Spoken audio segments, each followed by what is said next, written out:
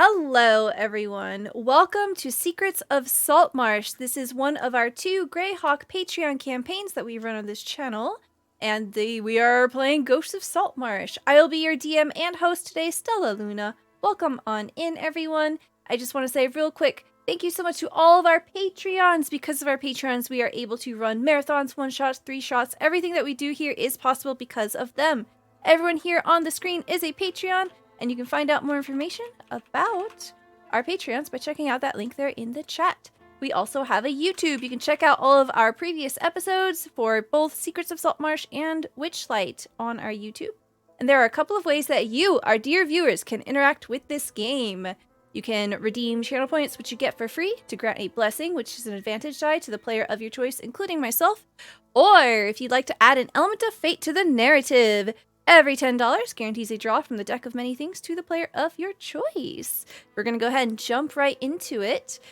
Please tell me who you are, where we can find you, and remind us a little bit about your character. And we'll start off with Emma. Oh my gosh, it's me, Emma. Hi, I'm Emma. You can find me on Twitch and Twitter at Emma Panada. On Twitch, we run various TTRPG games. My partner, Matihi, runs a Curse of Lady Strahd game there on Tuesdays, which is amazing. So I highly recommend checking that out. And on Twitter, I largely just shitpost and troll my friends. But I also am writing a TTRPG called All the Witches. Twitter link is there in the chat. And actually, I posted some art we got for it this past week, a couple days ago, actually. And we got over 150 followers on the account, which is super exciting. And I decided to do a dice giveaway, which just went live. I'm working with a local, small dice business that me and Stella met over the weekend at a con. And it's super exciting. So go click on the link and retweet, and follow if you want to join and get some custom dice. But yeah, that's all from me. Oh, I play Arlen, cleric warlock, badass bitch, captain of the Sea Lily, best adventurer there is to be, and just someone who can do no wrong. Excellent. Thank you so much. I just liked and retweeted it. Maybe I'll win some dice. Maybe you can win some dice. Please help support our indie creators, especially those in our Corgi Club community. Like and retweet that if you want to, can. Please do it. Next, we've got Geek Dice. Hey, I'm Geek Dice. This is the only place I exist, so you can find me here. I'm playing KayBee. He's small boy, old boy. He's a battlesmith artificer and an inspiring blade singer wizard. He is a knight of the Order of the Sea Lily. He is the defender of ships, and he is a champion of princesses. Excellent. You're welcome. Thanks. Could you tell us a little bit about your companions? No, they're too minor. Oh, okay. All right. Standing tall. Next, we've got Godfather Race. I was liking and retweeting the tweet. And... Yay! Oh my gosh! Yay! All right, so yeah, I'm GodfatherWraith V_ESG. You can call me GodfatherWraith, GFW, pretty much anything you want except late to work. So I play Garen. He's the local rogue that he just likes to make certain things get done. Excellent. Thank you so much. Next, we have Andy. Hi, my name is John. I go by Indicarus on the internet, and you can certainly find me here every couple of weeks playing this game. This is the only stream I'm involved in, but I do a little bit of game design and a lot of vegan food posting on my various accounts. You can find me on Twitter, on Facebook, on Instagram, always by Indicarus, and then you can see all sorts of cool food pics. Sometimes I'll post some political stuff, sometimes I'll post when I put a new game up on my Itch account, or you can just follow me on Itch and see what games and stories and stuff go up there.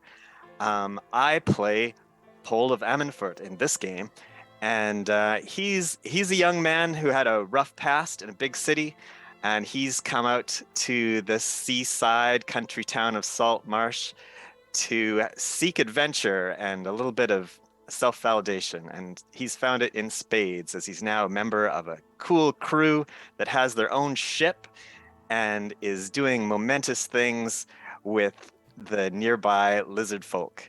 And I'm looking forward to what we do today. Excellent. Thank you so much. And next we've got Zombie. Hello, I am Jacob. I'm Zombie. I am Z, and whatever those three names you like to call me. I'm the lore keeper and Captain Z of the Good Ship Clip. I probably do too many clips, but that's up to your own discretion.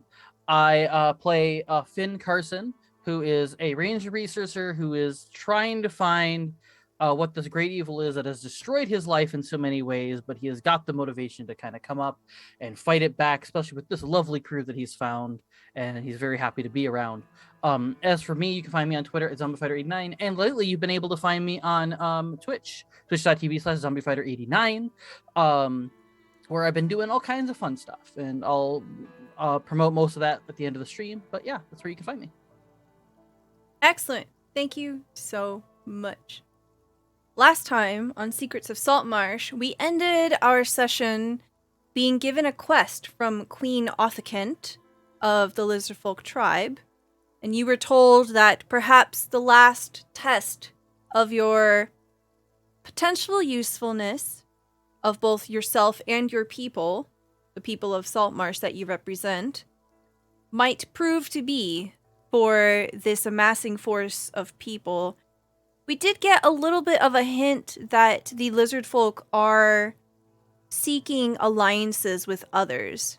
We did see a simple glimpse of a merfolk just the other day within the water and the caverns of this very massive layer that we discovered. But for others, there has not been yet any hard evidence other than what was told to you by the leader, Sariv, the minister of these people. But you, as a group, are currently in the Lizardfolk lair in the presence of the Queen.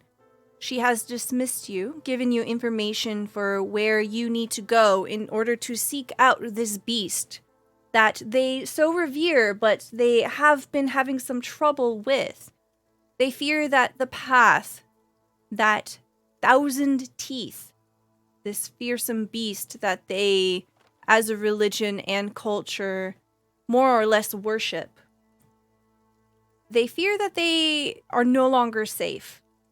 They cannot traverse that way, and it is important to them to be able to do so because it is a path that the Sahagin can come from. So you are given a private room within this very massive layer. You know exactly how big it is. You traversed more or less the majority of it, and you were given a map of it as well. So what do you do? What do you say? You are currently resting the night away.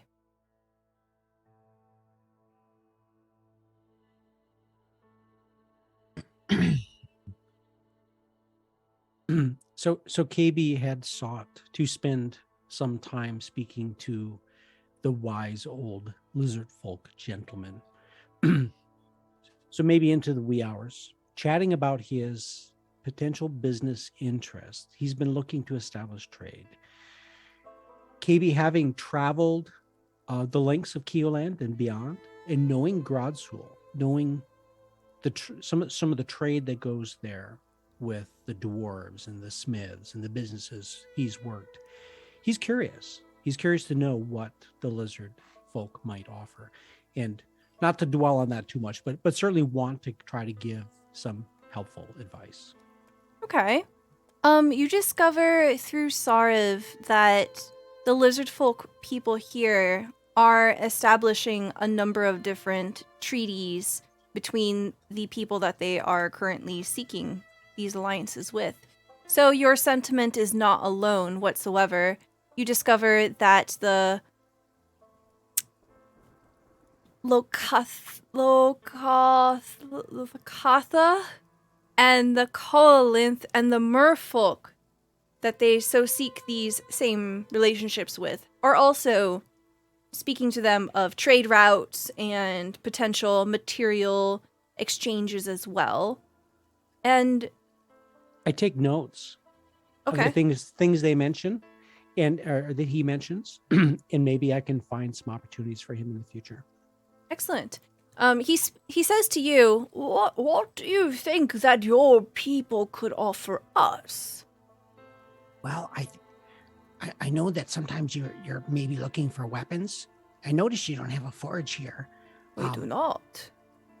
So I know that's a lot to put together on your own, but I could show you some of those things. But I think more importantly, if you got something to trade, there's always somebody who's probably has something to trade in exchange. So, yes. you know, if you have ideas, I'll take some notes and I'm going back to Saltmarsh and other places. You know, and there's a town to the north, Burrow, and there's lots of places. Yes, I do know that our people have extensive information and understanding of the natural resources available through the marsh. Medicines, herbs, some things that are of a magical component.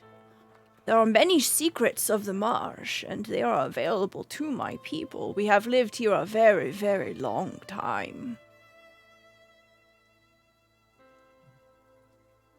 We'll see what we can do.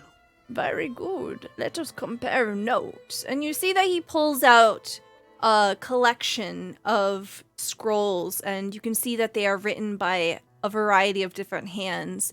You can see that they are in a number of languages, some of which that you do not recognize as well. And he begins to pore over them, and there is a free exchange of information here. Sarav does not hold anything back. You can tell, even without an insight check here, that he is absolutely willing to do this. This is exactly what he wants to happen. Yep, and I don't hold back either. I've been in various businesses, you know, for my 340 years of life, and a lot of that wandering as a craftsman, as a tradesman, living a long time amidst the dwarves and amidst the humans. So I'm actually eager to find ways to make him more of a friend, and to, perhaps, you know, there's opportunities. Maybe there's things that I can help him with. So Go ahead and roll me a persuasion check. Let's go ahead and see how well you make this relationship.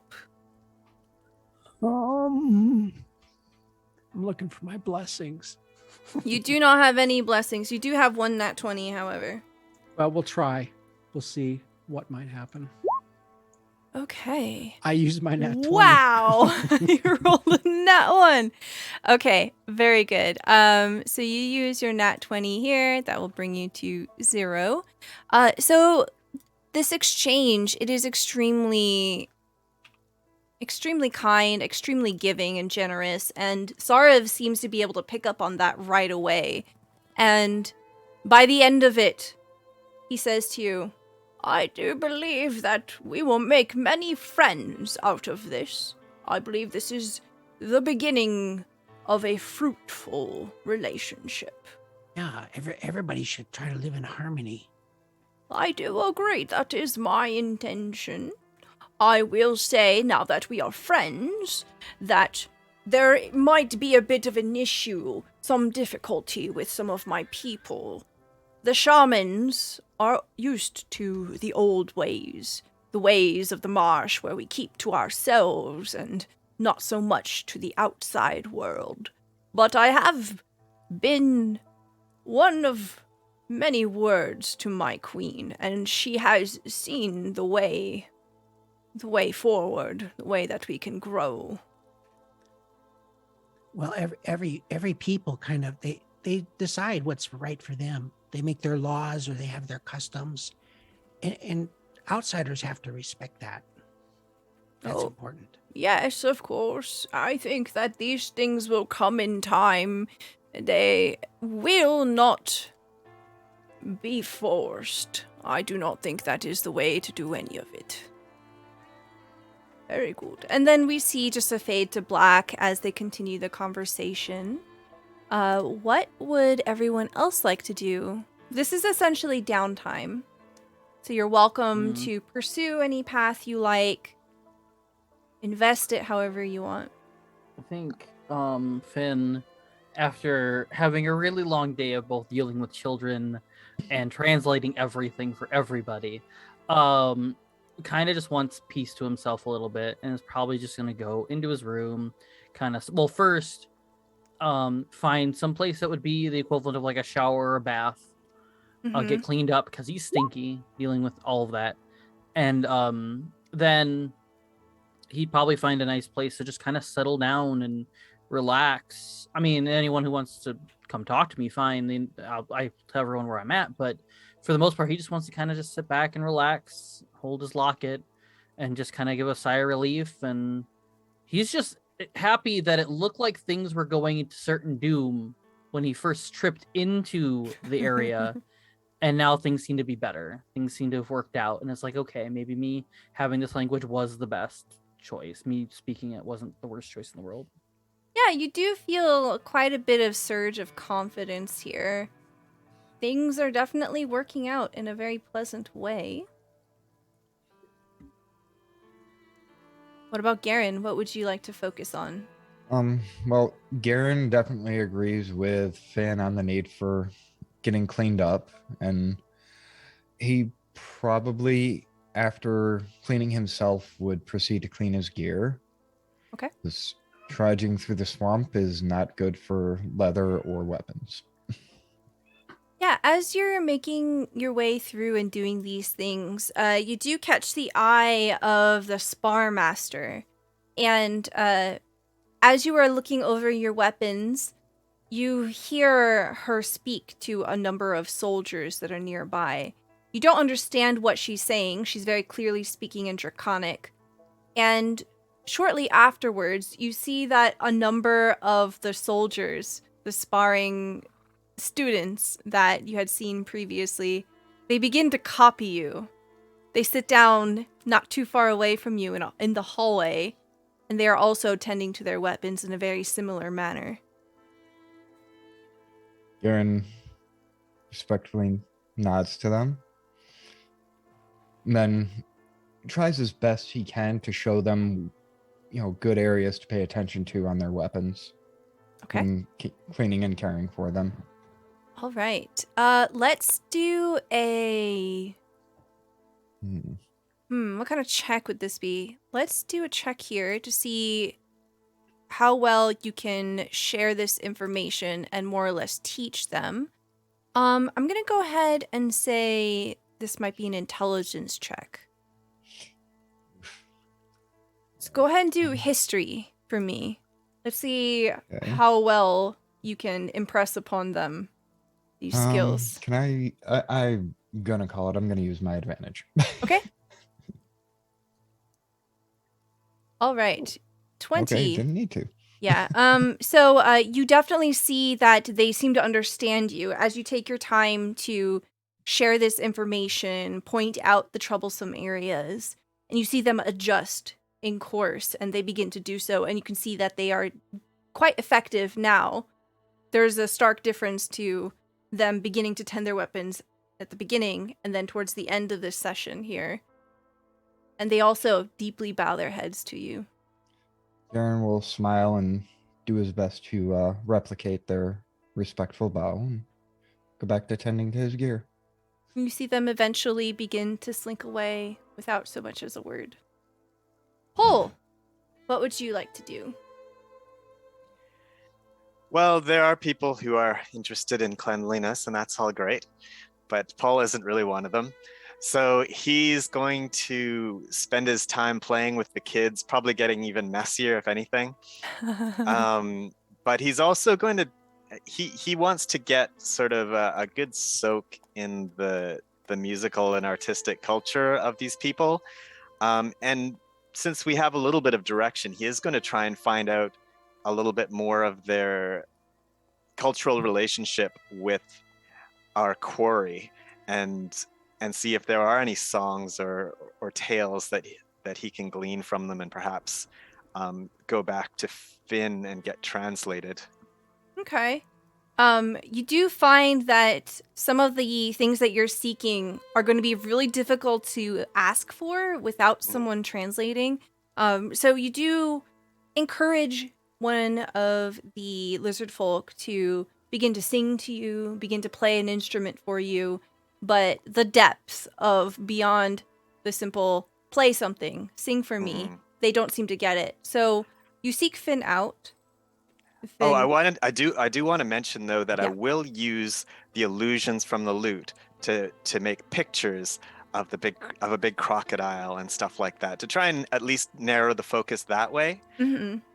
But of course, I don't speak the language, so that's sort of as far as I can go. But I'll have all the use of pantomime and illusion that I can muster to get it Okay, going. yeah. So as you bring up crocodiles, something interesting does happen. You do see that they take on a different sort of demeanor. It is one of absolute wonder, and they get very excited about this. I think that without the context of why, it might be a little difficult to glean more information from that, other than you have been told that from the queen that they do have a relationship with crocodiles, that they revere them.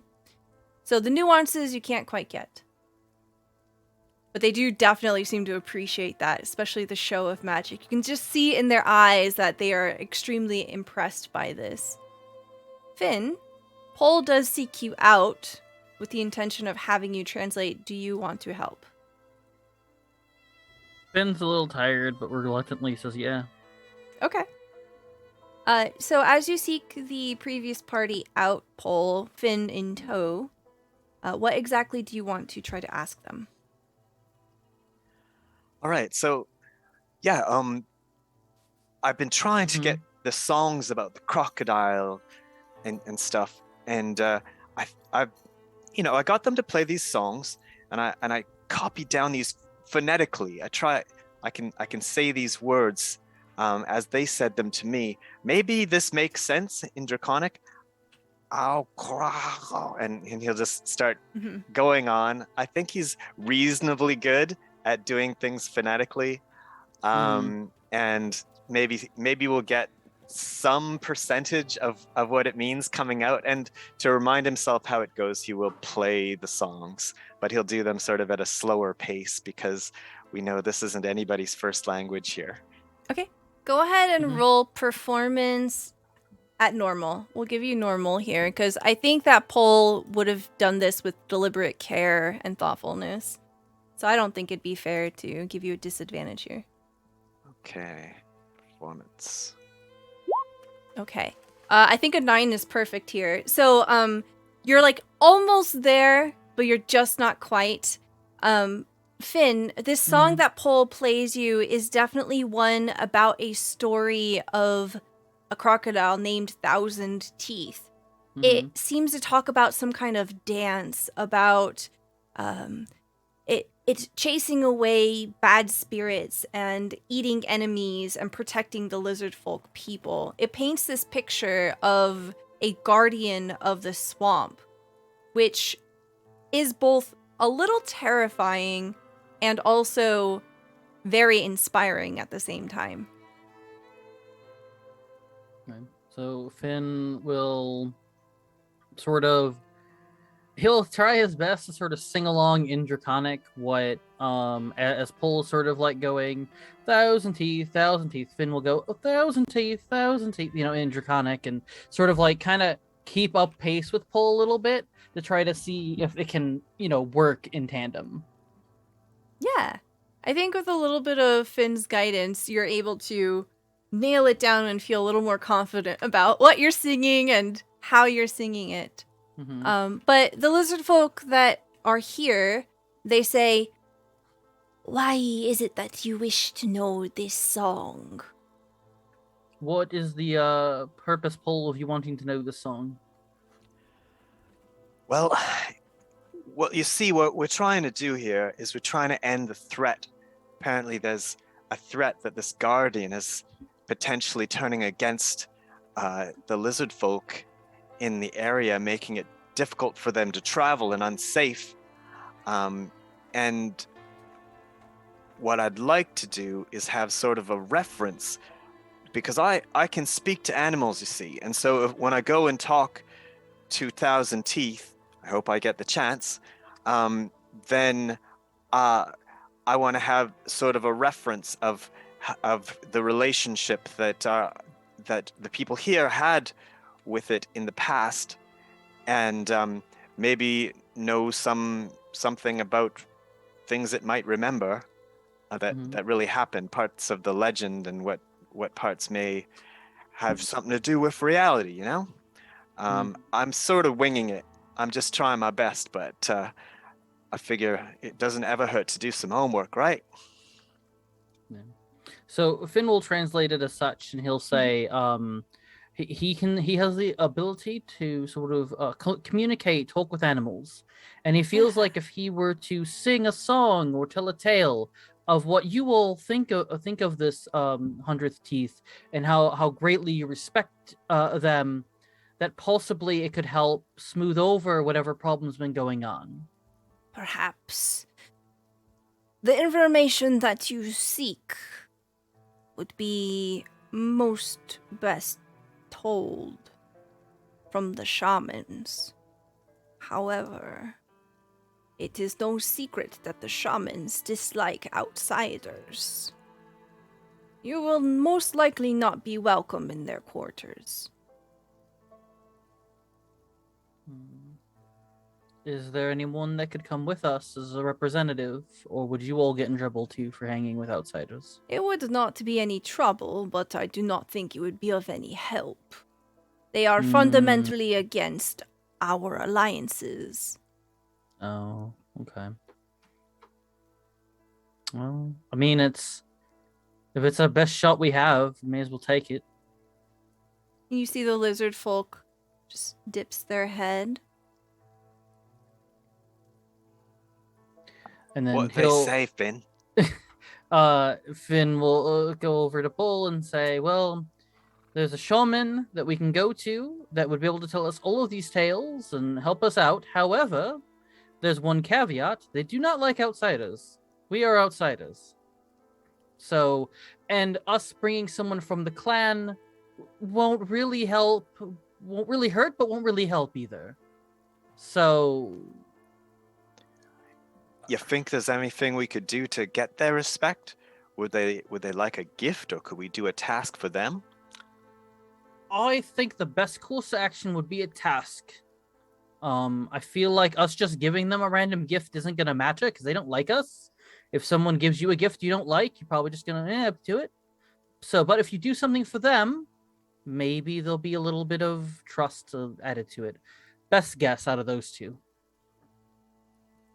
All right. Well, you know, if you figure out anything we can do, I'm certainly willing to try it. If it gets them on our side and they can tell us more and it'll help us do this other thing we got to do to get people to like us, well, you know, I'm all for it. Anything to help us with this 1,000 Teeth would be helpful. I really don't want to have to kill this thing. I would rather you use your animal magic to help us with conversating with it and hopefully coming to a peace. I really don't want to hurt it either. That'd be great to make it an ally. Yeah. Oh, that would be good to make it an ally as well. Yes. So we'll see the screen fade to black. Ireland. I believe we ended last session with you on the boat. I think I had told them like our plans and everything, and then I started to swim back. Okay, very good. Yes, that's right. You lost a few things because of a big old shark. Yeah. So you make it back to the lizard folk lair without any further trouble. The access by the sea does put you by the pools of water. Can I get a perception check from you? Sure.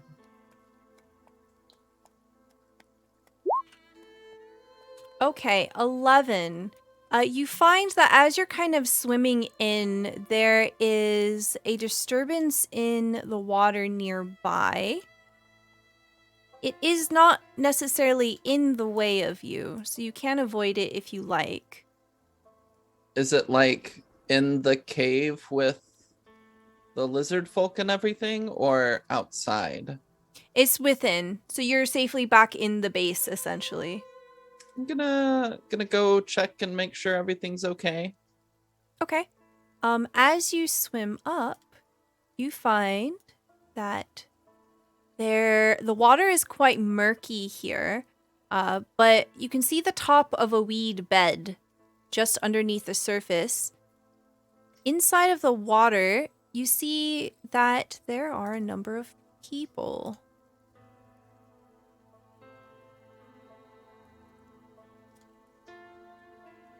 They look They like look pretty cool. these guys. Hold on, I think there's another piece of art. Oh, so they don't look like koalas at all. Is that what you were imagining? No, I knew what they were, but Aquatic drop bear. Oh my Uh, god. Wow. wow, gonna- look at Isn't that art wow. amazing?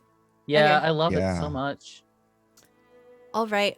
You see that a few of them are currently resting on this weed bed, and there is one that is currently upright with their head kind of jerking towards you. They essentially look like they are goblinoid people. You see that there are these very thick coral-like pauldrons over their shoulders. It almost seems as if there's a number of coral and twisted barnacles that are growing out of them. And they look up to you. Can I get a nature check from you? Let's see what you know about these people. Is this at advantage since I'm from the ocean? No. Oh dang. I think Paul really expected to be a koala bear. My natural one. I love that so much. Okay. With an 11, you don't really know much about them. You have heard stories about them being very powerful and warlike people, very aggressive. But right now, as they are beholding you, they aren't pursuing you in any way. They don't seem to deem you a threat. This particular individual that's watching you has like blue-green skin, and you can see their golden eyes in the darkness of the water here as they're looking up to you. They are, hold on, let me roll a 1d20. They're okay. They're not like They're super not hot. super. Yeah, okay. Yeah.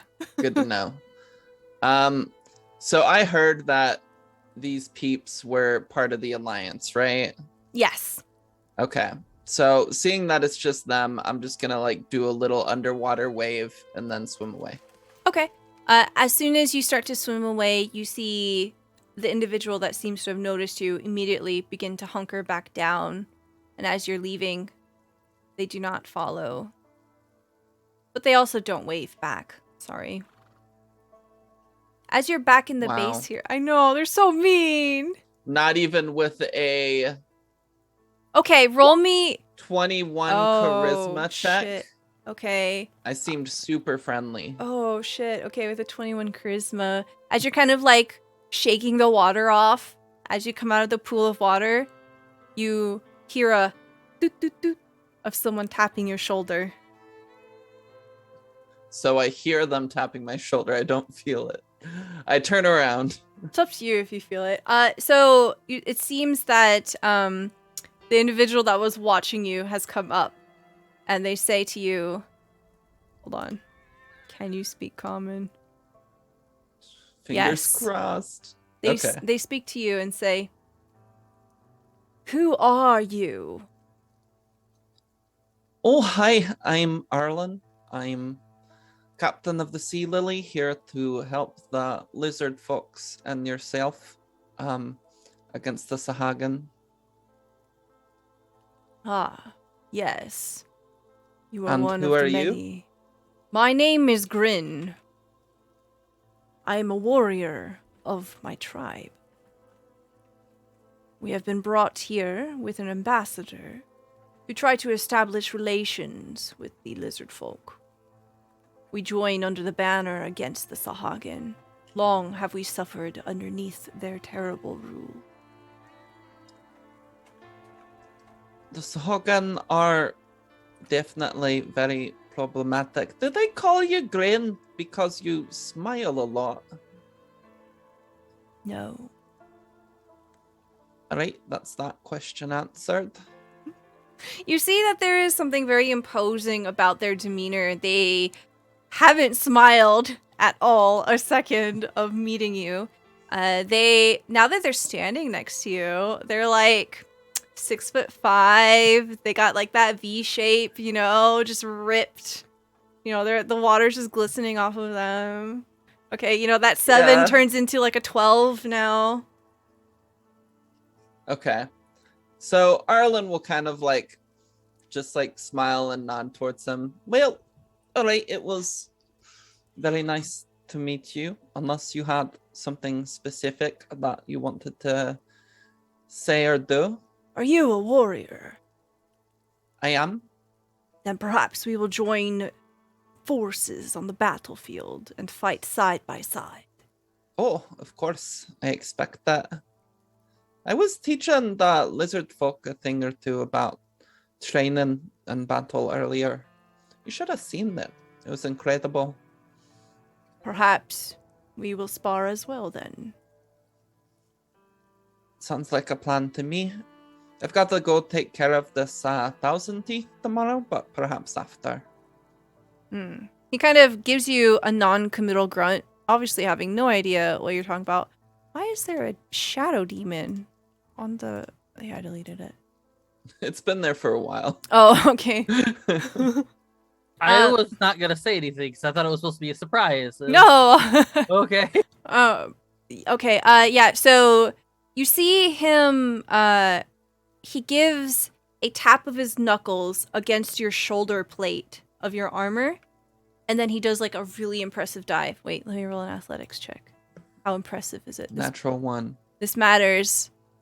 Come on, NPC, do this in a super hot way. Whoa, that's a nat 20. Oh, you can't see it. Okay, stream can see it. It's fine. He like does like a cool like backflip. I don't know. I don't watch swimmers. He jumps like, kinda 15 feet in the air and dives in and doesn't even make a splash. Yeah, just like silent. Just like a knife through the water. Nice. 9.8. She just kind of nods and she's like, nice. And Yeah. then she continues on inside. She's gonna try to find Finn, if that's okay. Okay. I'm gonna say that Pole, Finn, and KayBee are kind of waddling through the hallway here, just having finished their conversation about trying to find a way to impress the shamans. And you can hear their voices coming off of the hallway as they're making their way towards you. And you bump into them. Oh, hey. Hello. Oh, hi, Erlen. We're trying to figure a way to go to the shaman. Apparently that's the best way I can help Pull here with trying to deal with Thousand Teeth in a non-lethal way. The shaman that we accidentally walked in on yesterday. Or today. Maybe? I don't remember everywhere we went. It's a big place. Right across from where we started, there was a, like, temple sort of filled with... Maybe. I know that they were very anti-outsiders, and they don't like outsiders. So that's going to be an issue that we're going to deal with. But we're thinking maybe if we do something for them, it'd be a little bit more warming to us. That's at least the best thing I could come up with. If you got any better ideas. No. I think the fact that you speak their language will help quite a bit. So why don't you go ahead, lead the way. I'll sit back and watch. I was going to talk to you about notes that I had taken throughout the day for you, but Oh, well, we can always. I can give yeah. that after. Yeah, that's fine. I'm good with that. Sure, yeah. Let's go ahead and it'll be the 4 of us. Are you joining us, KayBee? Okay. All right then. I guess it's the 4 of us. I think that as you're making your way towards the shaman quarters, you know exactly where you need to go. You will cross paths with Garen. Garen is finishing up maintenancing all of his gear. Finn will repeat everything he said already, and ask Garen if he's gonna want to join us or stick behind. Yeah, so I think I'll join you. I'm finished here now. Okay, so full party. All right, well, anything goes down, I guess I got everybody here. All right, let's go ahead and go. Okay. So.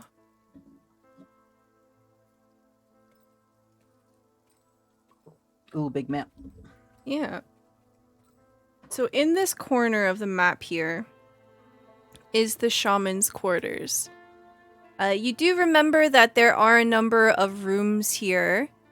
The ones to the north are definitely more of a personal size, and the ones to the south were larger. And you saw that there were a number of rituals being done as you had been kind of seeking your way around here. Where do you want to start? I suppose Finn will walk up to the furthest door and sort of make his way, like he'll start like right here and sort of make his way down this way. Okay. So what are you doing exactly? Are you knocking on the door? Yes, I'm gonna knock on the door and I'm gonna ask for the shaman. Okay. So in this room, you see that there's no one in here right now. You see that this is a bare cell-like room that contains a plain wooden table, a chair, a straw mattress, and a small wooden chest. You can see that there's a small ivory statuette of the same god that you had seen in the temple, Semuyana. Mm-hmm. And you see that there's a chest that doesn't seem to have a lock on it. Well, there's a part of me that really wants to see what's in that chest, but there's a part of me that doesn't want to invade privacy, so I'm going to move on. And I'm going to knock on the other door. Okay. You find as you move to that one, there's also no one in there. Oh. He'll move to the next one. There's no one in there. He'll look over to Garen. Should I even try the next one? Arlen opens the next one. I think we're seeing a trend, but I'm seeing a trend, yeah. Arlen, as you open it, you see a very empty room with a chest, a straw mattress, a table, and a chair. You see that statuette of Semuyana, and the chest does not have a visible lock on it. Hi, hello, anybody around? Well, there was the place where they go do their worship, right? We could check there, but I don't want to interrupt them either. Get in trouble for that. Right. indeed. And Finn will come down here, and he'll kind of look, and he's going to choose this one and knock. Okay. As you move to that one, you knock on the door. You can hear that there are voices on the other side, and they hush. The door yanks open, and you can see inside there are 6 lizard folk that are dressed in various ritual garb. And the one that opens the door seems to be the most elaborately dressed, wearing a long cloth robe. And he says to you in Draconic, "What do you want?" I am looking for the shaman and hoping for some help. "You seek shaman and we are here. What do you want?"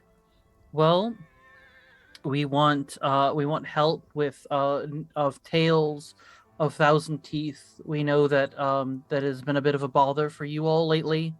And so I have a friend, Paul, who can speak to animals. And so we're hoping maybe if we let him know of all the good things and great things he's done, sort of figure out why he's trying to go against you, and maybe we can find a bit of a truce, possibly make him an ally, and that'll probably help against the Sahagin. Go ahead and roll me a persuasion check. Everyone else, as you're listening to Finn and this shaman talk, the shaman looks visibly agitated, seems very, very annoyed, and is more or less barking at Finn. Finn, with an 18 persuasion, you see the shaman's eye kind of twitch. and he turns over towards the others in the room. He says, "Wait here," and he slams the door in your face. Well, he said wait here, so it wasn't a complete no, get the hell out. So So DM, out of character, when he came down here before, Mhm. I had critted a religion check to identify the religion. Mm-hmm. Seeing that Finn apparently has experienced what might be a hostile engagement, do I know anything about this religion? Even though I don't know what they're saying, do I know anything about this religion that I could think could be helpful to Finn? Let's see. Like it's all about bananas or something, you know? So you know that the religion is definitely, it's one about life and survival. Are you a god of sex? No, Excuse no, me? Sorry. Hold Hmm? on. Wrong bright bloom. Titles: the breeder, the watcher, the seeker, the survivor. Okay, you know that that Semuyana is a god of fate and healing, animals, plants, protection, fertility, of like the hunt, the swamps, war. More or less just a deity that really resembles what a lot of deities would, kind of has a number of different hats and domains. You know, Semuyana is a neutral god? One that doesn't have like long tales of violence and hate. One that doesn't necessarily have long tales of benevolence and generosity, kind of just toes the middle line.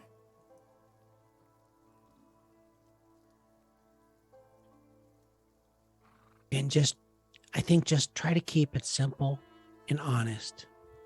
That's maybe the best way. Their God is fair, but I think the truth matters. Okay. All right. Well,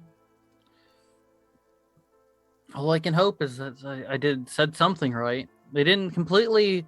They were barking at me, but they weren't like telling me to go away or get out. So, Did you ask what we can do for them? I sort of went with helping them against the Hagen.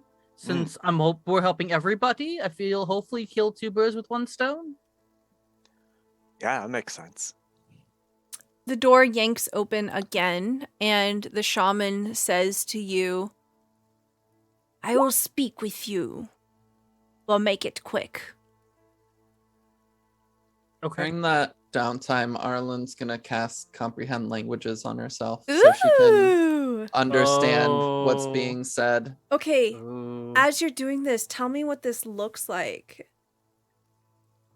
She just very kind of, as KayBee and Finn are talking to each other, she just very quietly says some magic words, and a light briefly kind of surrounds her ears and dissipates, and now she can understand everything. Okay. Ooh. Yes. Doesn't necessarily mean you can speak it, but you can understand it. Yeah. Okay. Once Paul sees Arlen doing that ritual, he's going, "Oh, I know how to do that," and is going to do the same thing. But his ritual is not as cool. I don't cast it as a ritual. I just cast it as a Okay. regular spell. Ah, okay. Okay. All right, cool. You have only a few of my minutes. I must return to my ritual. What do you want from?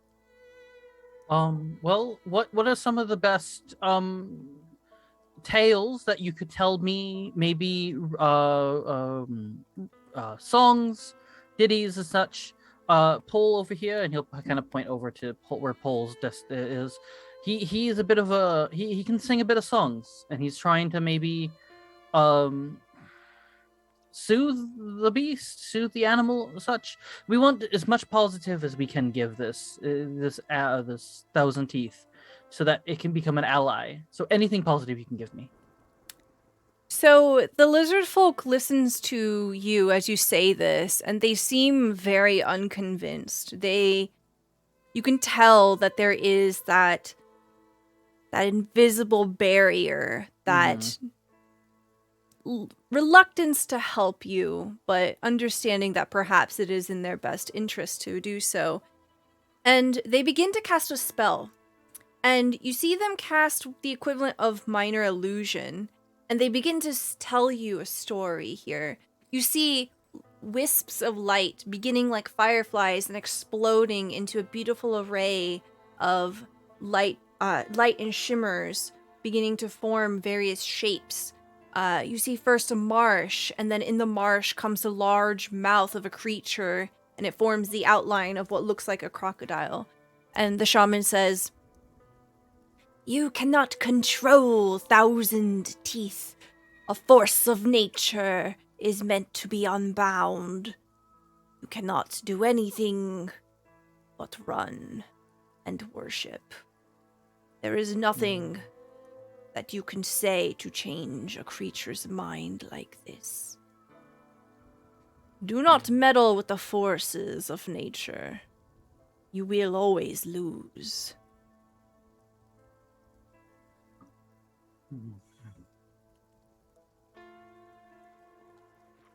Okay. Well, I know that you're reluctant to help me at all. So I appreciate every little bit that you're telling me, but I know that there's I would also like to not meddle with nature either, but your people are also getting attacked as well, and I don't want to see your people get harmed either. I want that Thousand Teeth to feel like they're safe here. Maybe they feel like they're in danger. Maybe they feel like they're being attacked. Maybe one of your kin was just being really rowdy and stupid one day and just did something to really piss it off. I want to show that it's calm and loved and safe here, and that you guys think the world of it. And if it were to ever go away, you would all feel sad and dislike it. That's all I'm trying to do, is trying to show it that it's safe here. It can live here and be happy here. Your heart is too soft for this land. These creatures don't want love, they want food. Can't love come from food?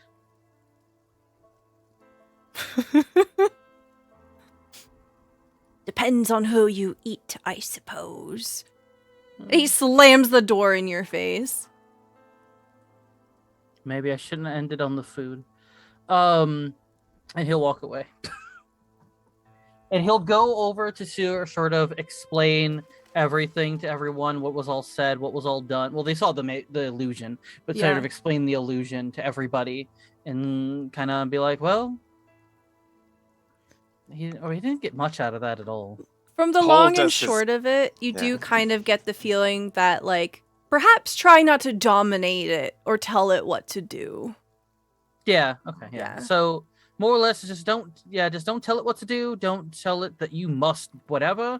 Just try and make it feel like it's safe here. Try and make it feel welcome. Do not feel like it's, like, I don't know, bad or whatever, or feel like we're pulling its arm or leg or one of the four of them to, like, do whatever we decide. Maybe also give it food. Food, yeah. Food matters to it. Yeah. Paul tries to recreate the illusion as closely as possible as he can. Okay. And he'll go in this part. It's showing that it's very calm and it is not afraid. I don't think we need to worry about making it feel safe. It feels like it runs the place.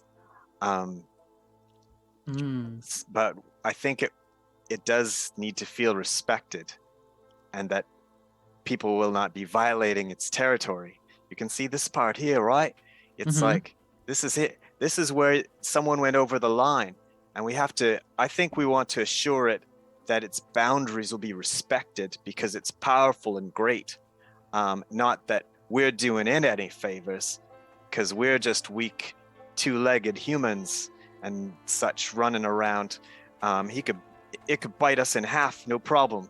So we got to come up with it. We have to come from below, I guess, not above when we approach. That's kind of how I feel about it. That makes sense. It does. Yeah, I mean that might be the best way. It seems like the best way to go about this is we just go when we talk to it. Like it just seems like no matter if we try to get advice, try to get stories, try to calm it, it seems like if it's already feels safe and already feels like this place is its own, then we don't even need to do any of that. So I think the best course of action will be just to find it and talk to it tomorrow. And bring an offering. And let bring it an offering. and let it chase us around. I mean, if one of you wants to run around and be chased by it, sure. This could really be scary. I don't think that's a good idea. I don't know. either, but Do we I have mean- flashbacks of like the first like 2 episodes where KayBee like almost got drug into the giant Oh my weasel's God. hole? yes, Right? oh no. Except Oh. this thing's big enough that all of us would be a snack for it. Mhm. Excellent. Okay. So you gather together in your private room to rest for the evening here. Is there anything anyone wants to do before you head off after a full night's rest in the direction of Thousand Teeth? Maybe in the morning I might want to buzz by their weapons training hall and see if I can trade a weapon for if they have a trident. I don't know if they have any tridents. I want a trident. Okay. They do not. Okay. They only have spears and clubs. Their weapons are very rudimentary. Got it. You can I'm good. see that their collection of their items are definitely purchased from other places. They definitely have like varying levels of craftsmanship and durability and wear and tear, different makers' marks. They aren't all from one place. Gotcha. Mm-hmm. Thanks. No problem. Oh, they also have a few longbows and crossbows too. Yeah, I think when we had done repair and then cleaning and stuff, I think we probably get a good look at their stuff. Okay. All right. So. Paul wants to do a couple of things. Okay. Yes. He first of all he wants to just say goodbye to the kids before he leaves. We'll be back, don't you worry. And then he's going to gather everyone together. Cap Marilyn, with your permission, can I do my little ritual to make us all toughen up for the journey? Sure. All right. So. So this is that 10-minute thing. Okay. So, unfortunately, Mhm. the children love you so much. Oh no. And they're so excited for your adventure that they're more or less trailing after you. And as you're about to do this ritual thing, they are more or less running around your party and just kind of pulling on everybody, patting on their shoulders, kind of trying to do their own way of giving their blessings, wishing you all well, telling you how jealous they are of your adventure. So can you describe to me what your spell looks like with a bunch of children running around? Oh yeah. So Paul is going to be sort of doing it. You know, he gets out the lute and everything and does sort of an inspiring ballad of our exploits thus far, and how we've managed to overcome every single thing that we've come up with teamwork, and yeah, he'll actually put in some illusions so for the children's sake that will show some of the things that we've done, our little fights, how we took over the ship from the bad guys who ran it before, and liberated the weapons for the lizard folk, and the fighting of the undead in the mine. Just to name a few things we've done. And yeah, it's a long song, so they may get bored by the end of it, but that's how it's gonna be. All right, spend 10 minutes shoring up Their resolve to fight. 6 friendly creatures, which can include yourself within 30 feet of you, gain temporary hit points equal to your level plus charisma mod. Okay. So how many temporary hit points does everyone gain? Let's see. I Equal to my level plus my charisma mod. So charisma mod is 5. Level is 4, so 9. Okay. So everyone, you get 9 temporary hit points. That's really good. So, speaking of, I don't know if we just didn't use them or if they go away. I still have 9 temporary hit points from before. They Those go just, away. so then I just leave it now because now I Yeah. got 9. Okay. Yeah. I wasn't Yeah. sure. Okay. After any short or long rest, they go away. Go away. That's what I thought. Okay. I'll remember that. Okay. Never mind. Even with all of the pretty lights, eventually the kids get bored and they do leave. Anything else y'all want to do before you leave? All right, here we go. A group of you leave the lair. You begin to make your way into the surrounding marsh. As you're picking your paths through the bogs, through the sinking waters, the thorny underbrush, I will need a survival check from your guide. Very good. 26. So Garen, tell me, what is your method here to very successfully navigating the wild? Oh, Garen remembers the directions to find 1,000 teeth that were relayed by Finn. And especially after how well he's been navigating through the swamp thus far, he just almost supernaturally hones in on exactly which direction to go. He just knows. Okay. So, you just know. This looks familiar. No, it's not a recycled map. What are you talking about? Okay. Quick is not here.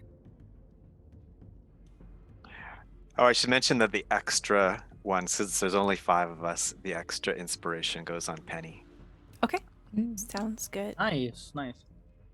So as you are making your way through the marsh here, Garen, you eventually reach a point where there are some flooded plains here. You see that the ground is quite uneven and it sinks to perhaps only a foot in some places, perhaps 5 feet in others. The ground is very uneven, but you find that over to the southeast, over in this general area, the water is deep enough that perhaps it forms into a pool. And you realize, I'll carry that 26 survival over, that there is an absence of critters here. It is unusually quiet. I would like to Predator. use my knowledge of nature or my investigatory skills to seek out what could be hazard, whether terrain, flora, or fauna. Okay. So I will give you different information depending on what you want to do here. You can roll investigate, you can roll nature or survival. I'm going to investigate. Okay. 18. 18. All right. With an 18 here, you also catch that there is an absence of smaller animals in the area. You do hear the buzzing of bugs and the cricketing of things, but beyond that, there's no rustling. It is eerily quiet. Here, you don't see that there are any particular, there are not any particular footpaths or anything. However, with an 18, you see that there are a few broken branches of these 2 large cypress trees that are in front of you. They look freshly broken. Perhaps an hour or 2. Ah, look at this. Something's come by here recently. Maybe we should look closely for tracks. What's that? Be careful. that's Be a bug. careful. Be careful. There's There's a predator nearby. Must be a massive one. We may be near him. Oh, have we got something to give him? Hmm. Oh, Maybe we should. I'm not sure. Some food, right? Yeah. You know what they eat? I imagine they eat creatures. Yes. That's true. Fresh meat, I think. What is these- everyone's passive perception? Terrible. Is anyone over a 17? Passive perception? Yeah. I don't. Let me check friend. Unlikely. I don't think no. No. Okay. Okay. I'm Don't worry one- about it then. Almost there. 16. Well, if they need fresh meat, then Arlen steps into the water. Okay. Oh no.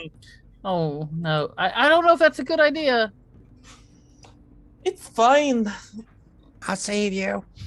Let me make sure this never whisper. Sometimes Garen's I don't weapon understand the strength. captain. Yeah, I don't know either. Okay. A 10 misses. Oh. KayBee, hold on. Does a 19 hit you, KayBee? Am I guess this isn't a surprise. I see something come out and attack me. It Yes. is a surprise. Okay. So no reaction. Yeah. Okay, that hits me. Okay.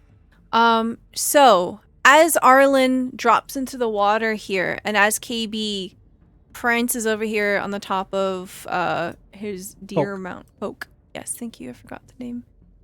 You see almost simultaneously 2 large predators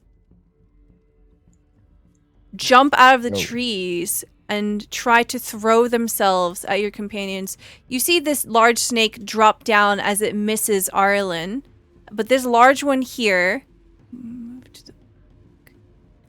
moves forward and begins to entangle itself around KayBee.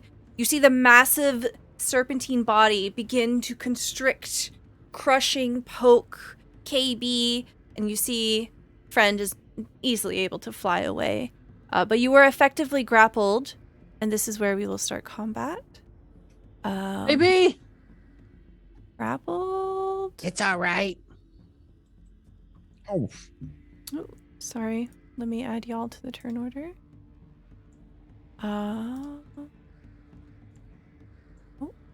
Okay. oh, nice. Okay. Very good. They're just so cute. How can I want to kill them? That long name. Love the name, dude. I know. Okay. Throw this over here. Very good. Okay. So as we see the 2 snakes drop down, I think this will be a really good time for us to take a break, because this might end up being a little bit of a longer combat. So we're gonna go use the bathroom, grab some water, grab some snacks, and when we come back, we're gonna fight some stuff in the marsh that might be more than just these 2 snakes. We'll be back here in a It's second. just the 2 snakes. Yes, 2. Nope. Yep. No, it's not. Okay, we have at the top of the order is Finn. All right. So Sven sees what's going on with KayBee. Does it look like he's being constricted? Yeah, very Okay. visibly. All right. So is the head peeking out at all? Yeah, you can still see him. Okay. So Finn doesn't use his longbow a lot, but he feels like running in there with his like giant like boulder probably wouldn't be a good idea, because he wouldn't want to hit KayBee by accident. So he wants to aim for the head and see if he can maybe stun or do something to it with his longbow. And he's trying to aim for the head. The head of the The snake. right? Okay. Yes. That's why I didn't want to use, because I didn't want to hit KayBee in the head with the rock. Mm-hmm. Ooh. Okay. 21 is a hit. You do 8 piercing damage as your longbow goes Slams right into the snake. Nice. We'll say this one has golden eyes and this one has red eyes. Okay. So after you hit the golden eye one, I guess he'll move forward a little bit towards it. And then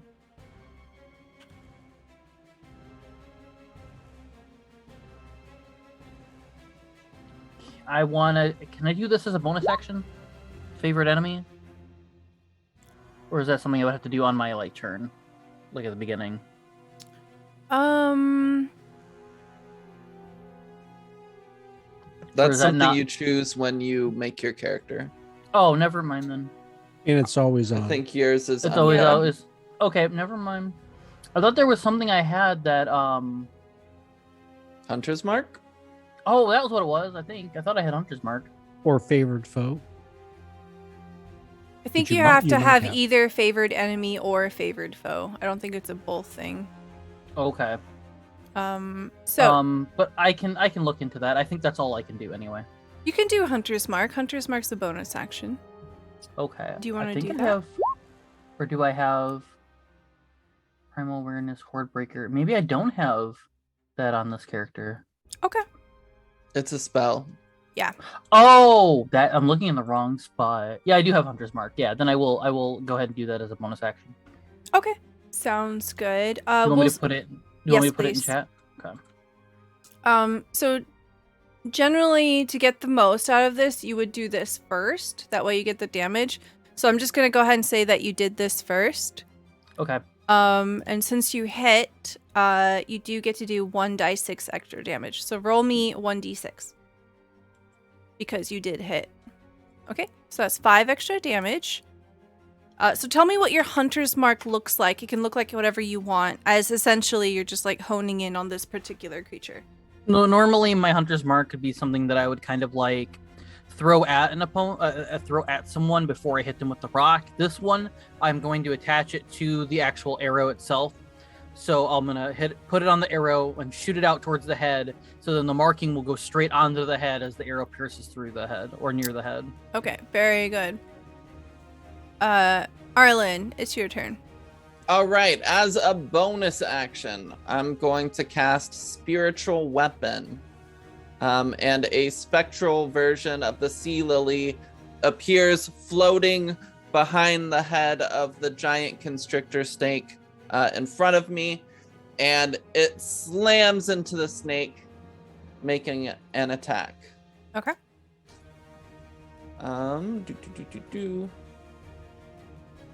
This might post it again. That's just a 14. 14 will hit. The armor class is 12 on these guys. Okay, so that's gonna be 10 damage. Wow. And then I can't. Well, I could do Eldritch Blast, but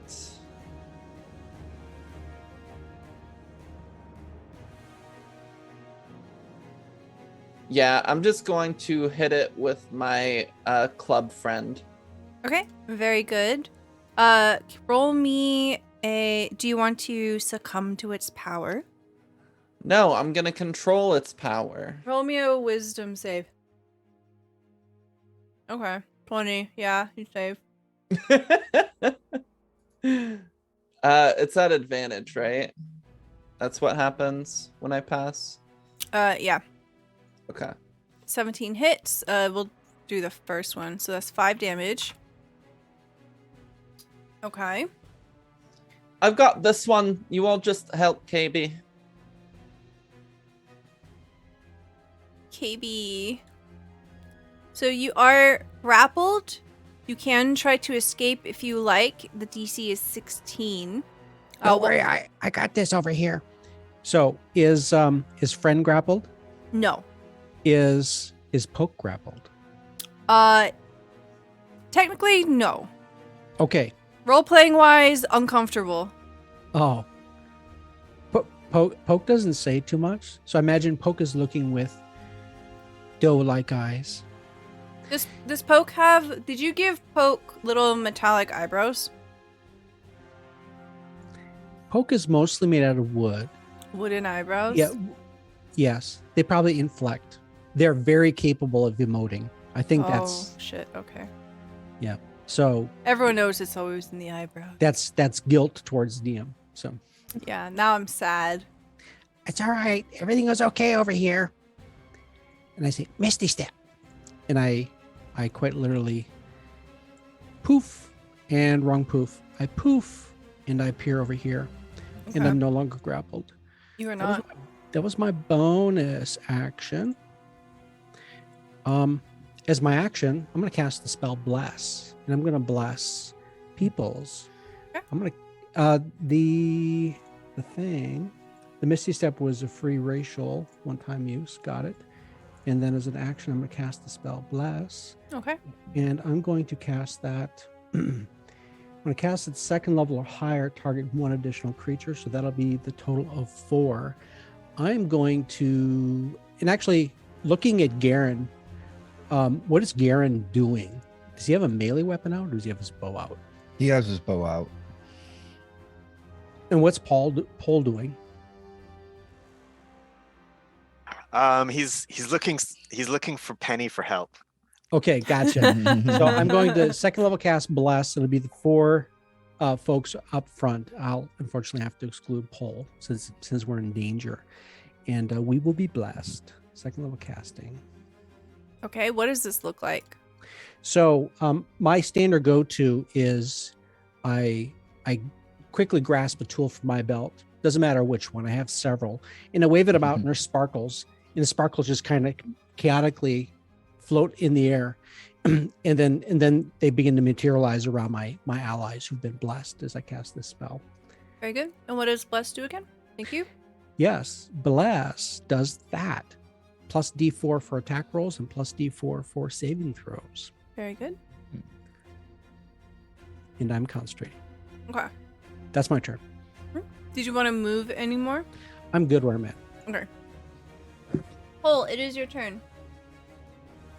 All right. Well, Pole, he doesn't initially start to do violent things, so Penny Sprinkle is going to take up the slack. So I'm giving up Pole's attack action so that Penny Sprinkle can shoot one of her little arrows at one of these huge snakes. Very good. And she'll do the one that was so recently grabbing KayBee.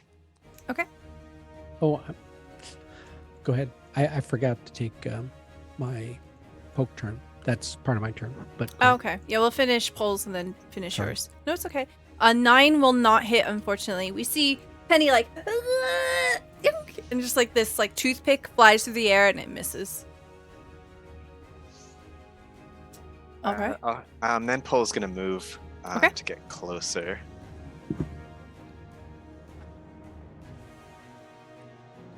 And he'll pull out he has his staff out already, so he's just threatening it with his staff, but Okay. not doing much more.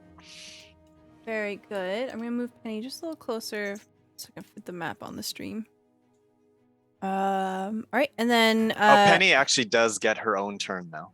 Okay, I'm That- so sorry. That was me giving up my action. So Penny's actually going to fly in and give an assist action Very um, good. to whoever wants to attack the snake.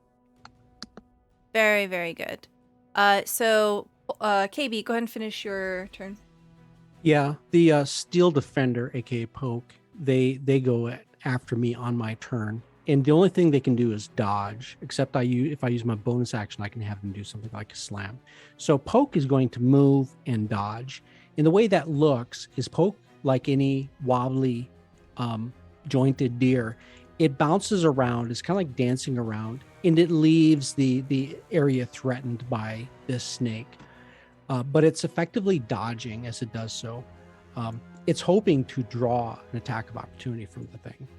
Okay. I think the snake definitely would. And it will try to go for a bite here. Does the 16 hit? It does. Okay. So you see the snake just react as poke begins to zip and zoop around and just like munches down and then releases it right away, doing 9 piercing damage. Is it grappled? No, it's just a bite. Okay. Thanks. No problem. Okay. Will that be the end of your turn? Yeah. Okay, Garen, it is now your turn. All right. I think Garen would use a cunning action to disengage and kind of roll over top of this rock. Okay. And then he would, I'm assuming he does not have surprise on either of these snakes. No, not right now. So he's going to attack. He does still have advantage from allies being in range and help action. Mm-hmm. But he's going to attack Gold, the golden-eyed one, Okay. with a short bow. Crit.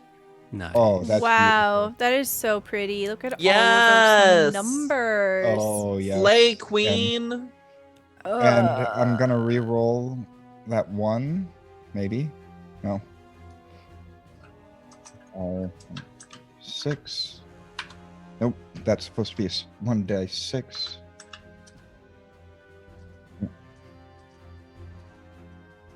Type, I swear, for a 3 instead of a 1. Okay. And then one more for, or is it dead?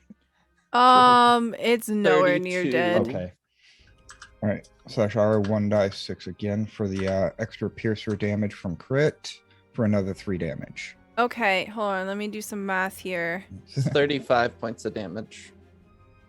And is that including the extra 4 from the 2d6? The So one what? of them was to replace a 1, and then Yes. And then the another other one one was extra, so it's actually 5 differential. Okay. What's the number? 35. I love not doing math. Right? While all the talking was happening, I was like, I'm gonna do this map and be helpful. Thanks. Much Okay. appreciated. So it did do a substantial amount of damage here. We see that there is an arrow lodged right up its nostril, Oh, and it's stuck in there. even Garen's a little impressed with himself and a little horrified with that. Do you normally get it in the eye? You getting old? Wow. I love KayBee. KayBee's allowed to say that. Right. Anything else for you? I think Garen would use his move action to make a little bit extra distance, and then that's the end of my turn. Okay. Very good. Next we have Friend. So, Friend is going to flap over and get in the face of the red-eyed constrictor, flap around its head for a little bit, Okay. and then fly over out of range over here. So whoever attacks that next will have advantage. Okay. Very good. It is now the snake's turns. We will see this one down here. It looks menacingly to pull. We'll try to constrict you. Does a 15 hit you? Yep. Okay. So you are now grappled. So we see the snake slide forward and it curls around Pole. You take 13 bludgeoning damage as it begins to squeeze you. All right, so take off the 9 temporary hit points, and that leaves me with 4 real damage. You see this one here begins to try to lunge towards Arlen. 25. It's gonna miss. Really? Not really, no. You take 10 bludgeoning damage as it squeezes you. Arlen, can I get a perception check from you? I would love to give you a perception check after I subtract health from my hit points. Okay. Kerchow. All right, 12. With a 12, you could swear you saw the water moving down here in this direction. over here. Okay. Maybe something was there. You don't know. Was that the wind? Was it water? Must have been the wind. What could it be? I don't know. Hmm. But it's Finn's turn now. Finn's very okay. So now that well, I did really well enough. Am I gonna have to back up to be able to use my longbow again? It looks like I'm right. You are in melee range, which means you can shoot if you want, but it's at disadvantage. If you want to be able to do a normal attack, yes, you do have to back up, but you do run the risk of getting hit from an attack of opportunity. All right. Well, Paul, forgive me. I'm gonna go ahead and I'm just gonna. However, I would point out the snake has somebody in its mouth. What it's going to do to you, right? I thought it was. I thought it was curled up, like how you were. Okay. Yeah. So it is true. good. Oh, okay. I'm just gonna go ahead and just use Dwayne. Okay. And hope for the best. 23 is a hit. All right, you do 7 bludgeoning damage. And then a 6, right? Do I do another d6 for the hunter's mark? Yes. 3.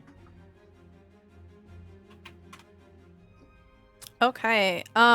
You smash Dwayne into the side of it and it seems to wriggle in pain. You see that his grip is loosening on pole, but it is holding tight. I think that will be your turn unless you want to move. If I move, I'd still be in an attack opportunity, right? Yes. I'm gonna stay right here. Okay.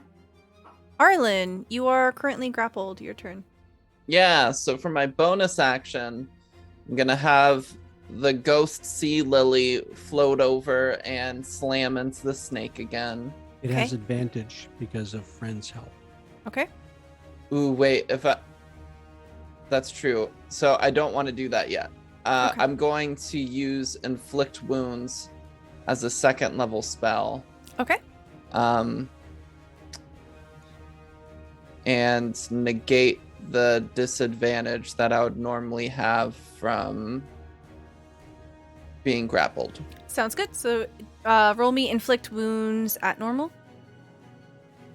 24 is a hit. 29. Tell me what this spell looks like. I think it's wrapping around me and makes it an easy target. So I just kind of put my hand flat on its large hide and just say, "This is going to hurt." And then this flash of dark energy suddenly spreads across its skin as part of it necrotizes. Excellent. You see scales just sloughing off, just chunks of meat melting away as you just begin to obliterate this creature. You begin to see a few of its bones sticking out. Anything else on your turn? Here comes the boat. Beep, beep. That's a hit. Wow. 11 damage. Holy shit. Okay. And that's my turn. Okay. Very good. KayBee, it's your turn. Let go, my friend. Wow. Nice. That'd be 10 points. What does that do? A lot. Enough. What does this look like? So KayBee raises his sword up vertically in front of his eyes. He does a flourish and does a little twirl. It's like, oh wow, KayBee, why are you dancing? And then he just kind of on his tiptoes comes prancing forward, and with a flourish, just slides the sword right in and kind of slithers it around down at the thing's spine. Ugh, disgusting. As soon as you do that, it immediately releases Pole, who is no longer grappled. There you go. KayBee, Thanks, why don't you wait? KayBee. KayBee, why don't you wait until we're done fighting to butcher it?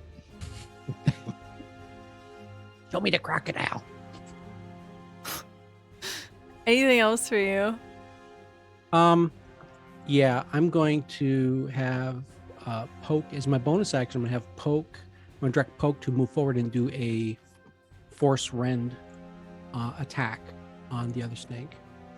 Okay. And there's a clicking thing here someplace. That's bad. That is bad. That's a nat one. That's my turn. Okay. Nothing happens. Paul, it's your turn. All right. Penny's gonna shoot the other one, or try to. Okay, very good.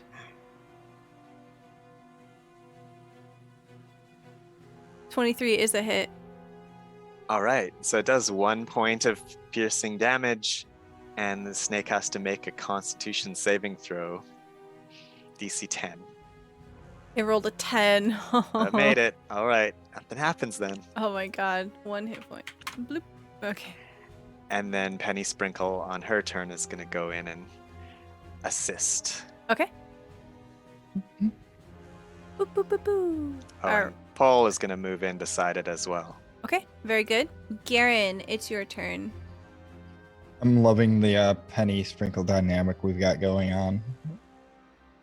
All right, so Garen is going to now turn onto the red-eyed snake and fire his bow. Okay.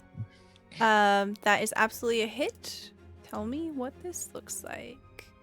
Yeah, I'd say the snake probably has Arlen coiled up, but he still fires the arrow, hits it straight into the eye, and kills it as it lets go of Arlen.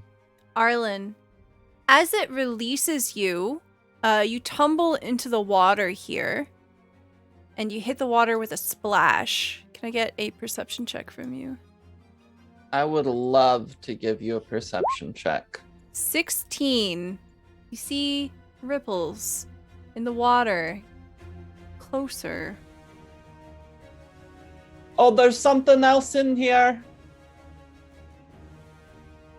Anything else on your turn, Garen? I'd say with Arlen's announcement, Garen would probably use cunning action to try to hide. Okay. All right. 25 stealth. You slink into the shadows. Anything else for you? And then he'd probably work his way up here to get a good line of sight of whatever's coming. Okay. Very good. It is now Friend's turn. Friend, go scout. See what you can find. Have friend fly out over the water about 40 feet. Look around and Okay. then fly back. Okay. Roll me perception. As Friend. 5. So I think it's kind of hard to see. There's probably way more trees and stuff here than is pictured on the map. But the water is very murky, and there are a lot of disruptions in the water. There are some bugs that are sliding around on the surface. I think the bugs distract friend. Friend is looking and it's like, oh, bug. Oh, is that a dragonfly? Squirrel. Very good. They're dead. All right. Oh shit! I'm so excited. I was trying to slyly find my epic combat music and switch to that. Let's see if I can do it real quick.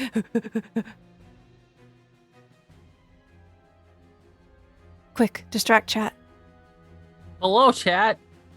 Hey, chat, want to hear a funny joke? Yeah, as chat representative.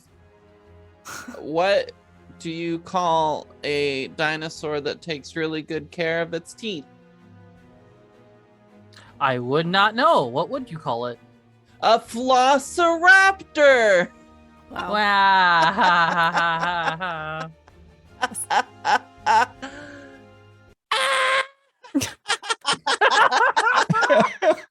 The fuck? Oh my God. really good.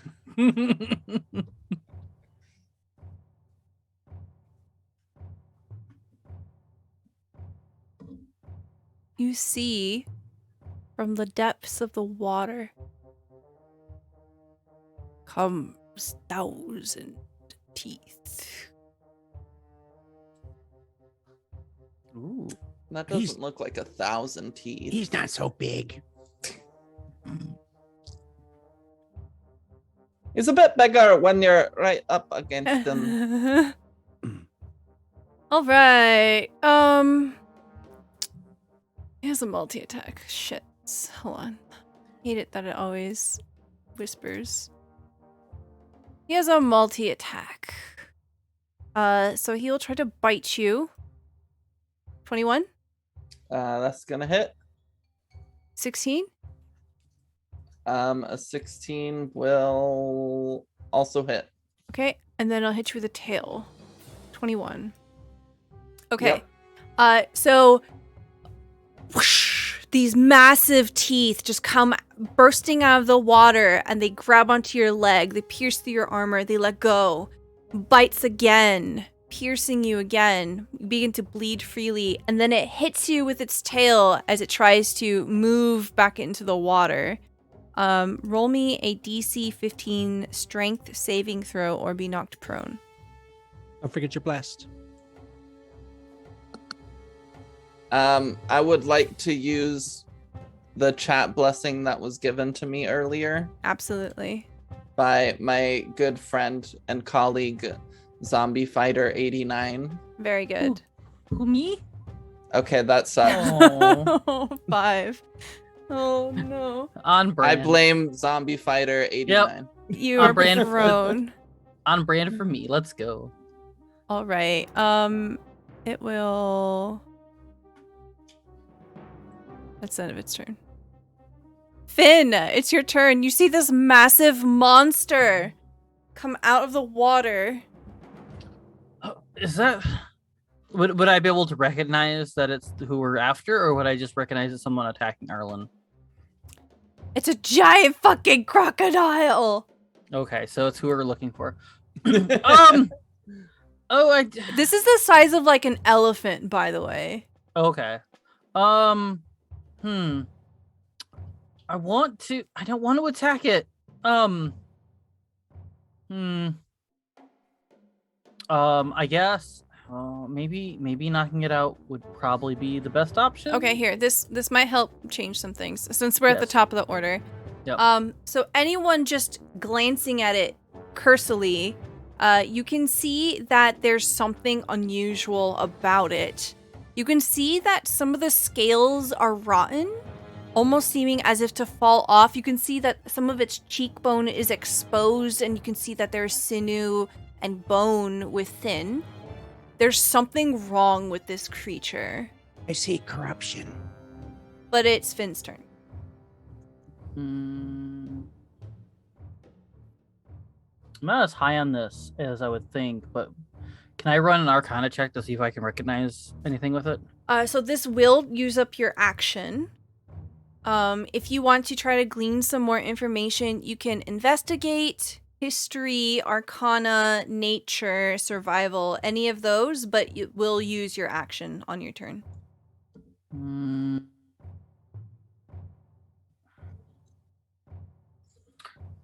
Finn, I know for a fact Finn would not want to try to attack it. So at first, so I think he'll use at least this turn to try and do. And then you said survival is one of them? Yeah, you can do survival if you want. Okay. With a 12 survival, just looking at it, you can tell there's something wrong with it. There's something supernatural, perhaps a state of undeath or something close to it. There's definitely some kind of necromantic energy sustaining this creature. It is not okay. Okay. And then Finn will kind of yell to pull over. I guess he's not as far back. I don't know if talking with it's gonna help. If you still want to talk with it, but I think, and he's getting Dwayne sort of ready, I think we're gonna have to get rid of this. I don't think it's living anymore, if you know what I mean. Okay, you still have a bonus action, and you also have movement. He's gonna move as close as he can, probably next to Pole. It'll probably just say this right to Pole, and get as close as he can to the to Thousand Teeth without actually stepping into the water. Okay. Did you want to use your Hunter's Mark? The Hunter's Mark itself doesn't do damage. It only adds extra damage when you hit. Yeah, I'll use another spell and I'll do Hunter's Mark. Actually, you cast it before. You continue concentrating, and you can move it as a bonus action. So you don't. It's still can I? going. Oh, Yeah. okay. Yeah. So I wasn't sure if I had to respell it again. Okay, then I'll fix that on my sheet.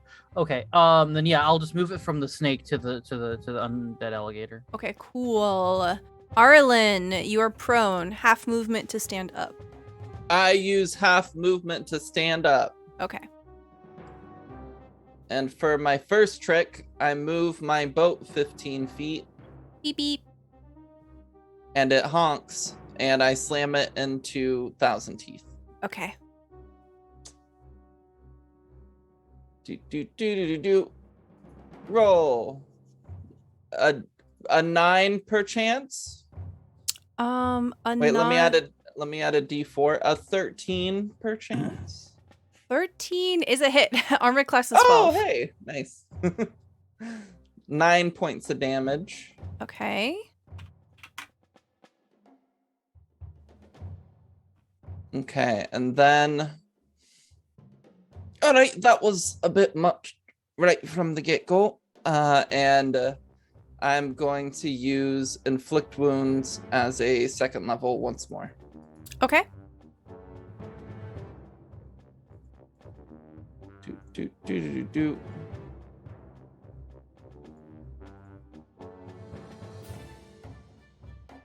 All right, 13 is a hit, 16 damage. Very good. Yeah, so you notice, like, as you cast Inflict Wounds here, that it almost seems as if your spell, like, some of the effect of how it begins to corrupt and erode away, bits of that are kind of already present in different parts of its body. It's definitely in varying stages of decay.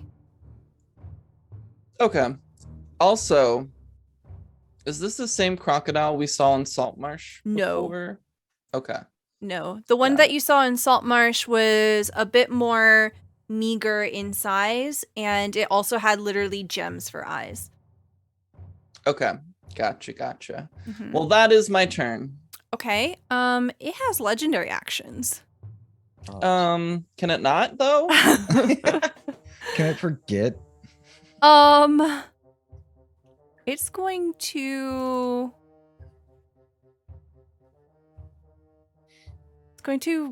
hug bite me. you. 26? I think you know. Okay. So you inflict your wounds and it just bites back. It sinks its teeth into your armor, rending you, and then it releases you. That's not very kind. KayBee, it's your turn. I'm coming, my lady.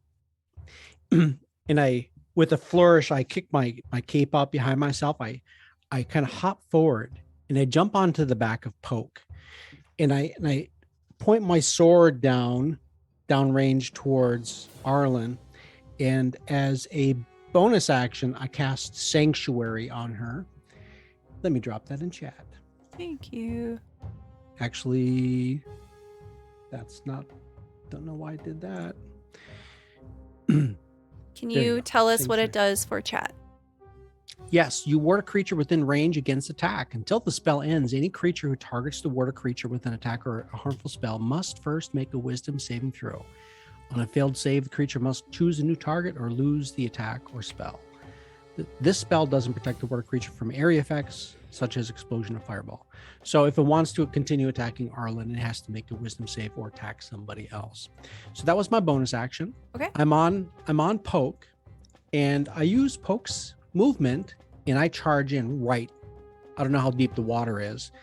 I get right in there, riding Poke, and I'm gonna clobber it with my sword. Sounds good. 23. Don't stand on my keyboard. Is that what the crocodile says? Yeah. My cat. Okay, 23 is a hit. 9. Okay. You stab into it. You see part of its chest cave in. It doesn't seem bothered. And that is not a concentration, so I'm still concentrating on bless. Okay, cool. And I've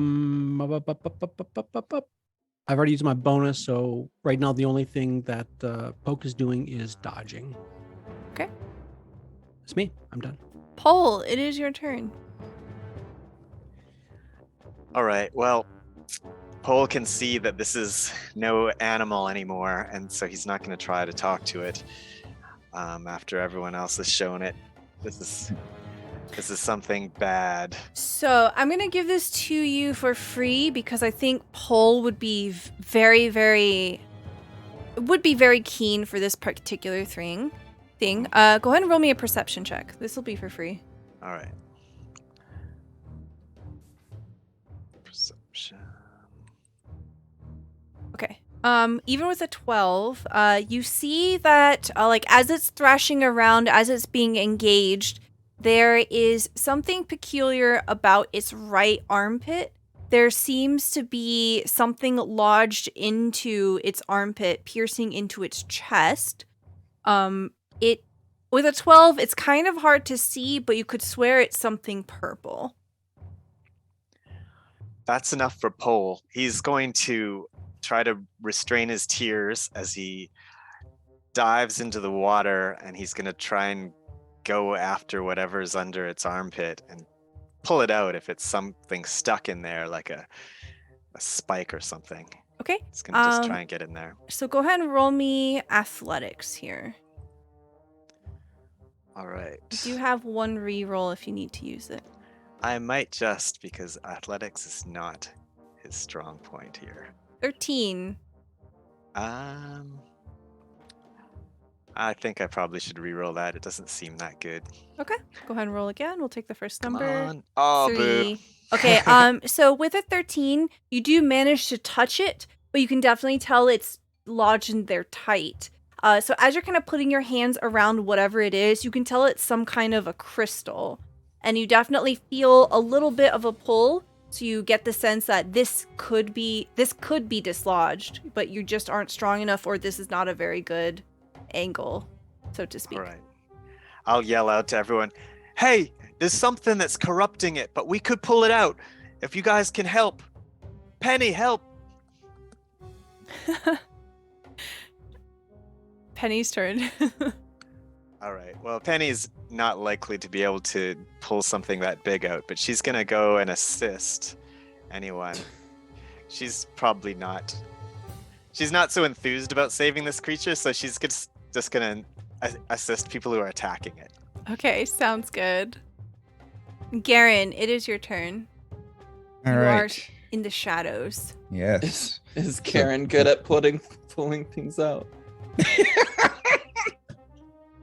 It's good at putting Things in. God, that was okay. Yeah. So Garen is going to attack it, and he's got a surprise on it, right? And I think advantage from Penny giving the help action. Yeah, so that's Yes. a 27. Wow, Yes. But Jesus. is that surprise because he's hiding right now? Yeah. Then that's a guaranteed crit. I haven't had a chance to use it in a while, so I will link it into chat. Because of Assassinate, I get advantage on anything that hasn't taken an action this turn, and any attack on a surprised creature is a guaranteed crit Okay. if I land it. All right. Since you already rolled damage, go ahead and roll me 3 dice 6 plus and then 1 dice 6. And one more after that. And one more for Piercer. Jeez. Your On a character crit- is. On a crit, the piercer die would be double too, right? Nope. Piercer only takes effect if I crit.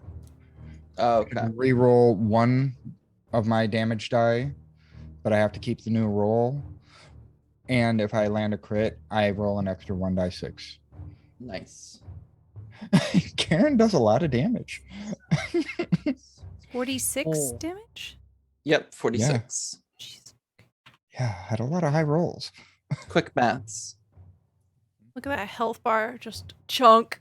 Lord Oh, I was gonna Kusumba, say, thank yeah, you for I- the Oh my raid. god. Oh my god, you just, hold on. Let me just, for effect here. So you see the monster's health bar? Hold on, let me zoom in. I'm gonna give y'all, look at this health bar, okay? So this was the health bar, and then Garen went, nuh-uh, thunk. And then it went, pew. Wow. That's a big difference. That is a huge That's difference. It's a lot of health gone. Thank you so much for Yes. the raid. Welcome on in, Raiders. We are playing Ghosts of Saltmarsh, our Greyhawk campaign in the marsh. All right, that's a lot of damage. Anything else Yeah, for it you?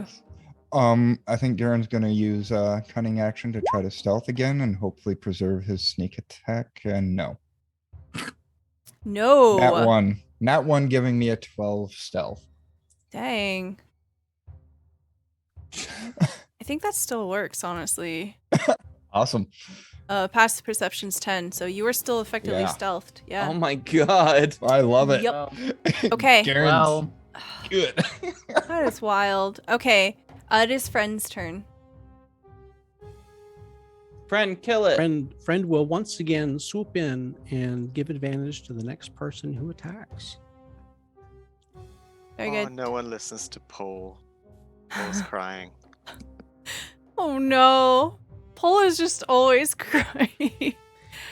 Okay. So, Nope, it doesn't run away. Okay. It will try to attack KayBee. So it's a multi-attack. First attack, 24. Okay, so I got a thing for that. Let's see here.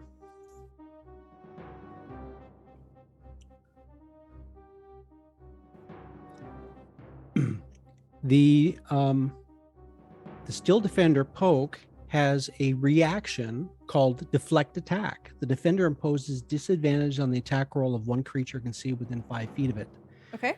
provided the attack roll is against a creature other than the defender itself. So, the attack roll would be at disadvantage. Okay, so 19.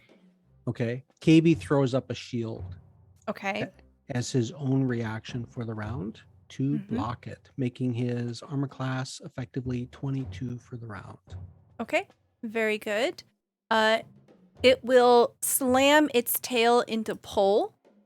19. Yep. Okay, so you take 5 bludgeoning damage, and I need a strength saving throw from you. Oh man, all the strength stuff. 17. So it tries to slam its tail into you to knock you over. You stand strong. So you only take the damage there. And it's going to try to bite. Let's see. Does it bite Arlen or does it bite Poke? But tries to bite Arlen. So this is at disadvantage. Because Arlen has Sanctuary, Yep. it must first make a Wisdom saving throw. Gotcha. 19. Dang it. And dang, it needed a 17. Oh, Yeah. wow. That was so close. That- Okay, that does it still hits. get disadvantage? No. Okay. No. Wow. Okay, you take 21 piercing damage. Are you still up? Yeah. No. Okay. So it takes a massive bite out of Arlen, and you see her slump to the ground. She does not get back up. She is slowly drowning in the marshy water here. That's gonna be its turn. Finn. Can I Yes. can I drown if I can breathe water? Mm. All right, we just see Arlen face down in the mud. Breathing mud, drowning on mud. There you go. Finn, it is your turn. All right, so Finn will go, and after hearing what Bull had said, he'll go and he'll kind of go as well. He'll just jump in the water at this point and go right next to Pull and said, "What purple? Something purple was in its armpit." I think you're muted. Right there, right there. There. All right. I'm gonna help you. Whatever I can do, strength or whatever, I'll help him pull out the crystal. Okay. You are a little too far away. You'll have to move closer, so you can stand over Arlen, or you can move to a different spot. I'll move to over here. Okay. Very good. Go ahead and roll me an athletics roll. Athletics. Ooh, that's a high. Okay. 14 is not enough. Can I do a reroll? I think I still have an advantage. Yes. Or no? Okay. It's All right. fine. 22. Yeah. Okay. So you reach in, you grab the crystal, and you yank it out. And you have in your fist that same crystal that you had when you went to Kelidek's tower. I knew it. It's the same crystal. This thing is undead looking. This crystal, it's gotta be power. I can't think about this right now. And he'll put away the crystal. Is there anything else I can do? Can I still do anything? You still have a bonus action and maybe some movement. Probably not. Okay. I don't think there's anything else I can do on a bonus action. So yeah. Okay. Arlen, roll me a death saving throw. Don't roll a 1. I hope I roll a 1. Don't roll a 1. 9. That is 1 failure. KayBee, it is your turn. So I turn in my saddle. I reach down with my sword, which is one of my artificer infusions, using it as my spell focus. I just gently slide it along Arlen's cheek. And I say the word, "Rise, Great One," as I cast the spell Cure Wounds at 2nd level. 2nd level cast. Healing 22 hit points. Very nice. Arlen, you you eat some mud, but you're alive and you're prone. Okay. Am I right? What's in my mouth? KayBee, you use your action? I did. And as a bonus, I have my Steel Defender poke do a force rend on the beast. Okay. And that's the damage. And that's the attack. Another nat 1. That's so funny. Okay. Poke, That does not hit. Poke, I'm gonna replace you. I think you have advantage. Or you have blessings you can use. Yeah, what's its armor class? It doesn't matter. 5 is I got a terrible roll. Actually, that was Yeah, I have you would blessing. have advantage. Poke. No, I does mean not. like chat blessings. You do have 2 blessings. I do. I'm going to use a chat blessing. on the Okay. Force rend. Go ahead and re-roll. That's better. And I rolled 10 damage. Let's use the 10 damage. Okay. Thank you. No sweat. All right. At the end of your turn, it's going to use a legendary action to try to bite. It looks tasty. Just try. Definitely not me. I was just in mud. It's going to try to eat KayBee here. Bite. 21. I need to rebuild time here. I just actually had my turn, so it's a new round. I have a new reaction. I'm going to burn a spell slot, cast the shield spell, making my armor class 22 for Very this good. round. So we see these jaws, these massive elephant-sized jaws, just come crunching towards KayBee. KayBee throws up a spell. What does your spell look like? Yeah, so when I cast the shield spell, depending what I'm carrying, in this case, I bring my shield around. And what you see as the attack descends on me, there's wood and metal plates that kind of erupt out of the shield, and it makes an entire encasing around me momentarily. And I'm like looking through this cage of metal and wood that encases me. Do you look like a Ferrero Rocher chocolate for a second? Exactly. Wow. Cool. Yeah, the teeth just like onto it and then let go. You don't take any damage. All right, Pole, it is your turn. All right. Well, last ditch effort to save this creature before Garen can finish it off for good. So Paul is going to use his warlock ability to speak with animals and start saying his nonsense animal phrases that get it started, and then he's gonna please and he's doing crocodile roars to everyone else hearing but he's saying, please, great thousand teeth, stop attacking my friends. We don't want to kill you. You were damaged by some corruption, but it is gone from you. You must feel that. We did our best to help you. Please stop attacking us, and we will let you. We will go away from your territory and not bother you. Okay. Roll me persuasion at advantage. This will cost your action. Okay. Right. 26. Okay. Incredible. Okay. So what you see here is it seems to be in a fit of rage. It tries to bite KayBee. You see its massive serpentine lizard? Lizard. Reptilian. Reptilian. You see Yeah, its that's a massive reptilian body sliding in the mud, readying for a next attack. And its eyes glint with a sort of intelligence as it hears you pull. And all of a sudden, it slowly begins to move backwards.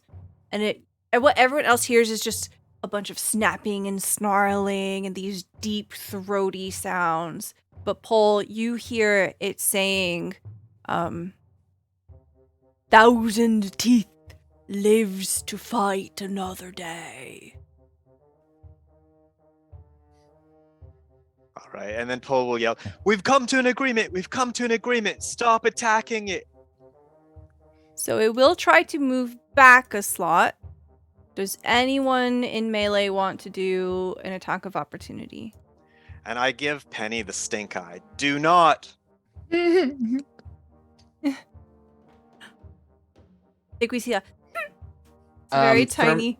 For my reaction, I would like to spit up the mud that was in my mouth. Okay, excellent. You do so. You crit. Nice. I didn't even have to roll. All right. Okay. So effectively, that will be the end of combat here. Oh, that's really, really good, Paul. All right. Nice job, everyone. So we see Phew. the creature beginning to slide back. And you see it sinking into the waters of the marsh. Bye, I guess. And disappears from sight. You're such a diplomat, Paul. Well, the animals listen to me anyway.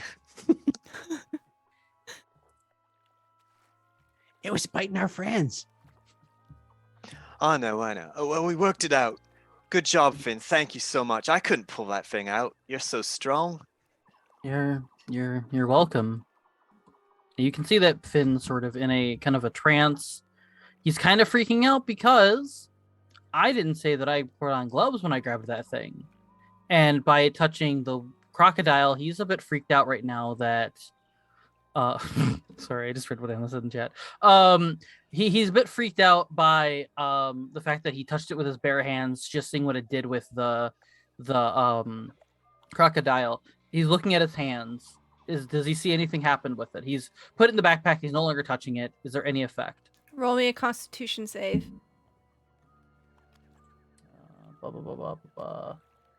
Constitution save. 13. You feel okay. All right. Well, looks like I avoided it. I gotta remember to wear gloves with those. Yeah. This thing might be the key to what's been going on around here. Yeah. No, I'm happy we didn't have to kill it. Because I thought it was already past. Because the way that I saw it, the way it looked undead enough where it was to the point of no return. But good thing you spotted that, Paul. Is that the crystal from the Odiog cave? Yes, same one. The one that when we got attacked by that other undead-looking creature, or at least some kind of creature in there. I think these crystals are holding a power to this undead. Like, I call it a great evil, but this like undead sort of power. It's just so much evidence backing it up for me right now.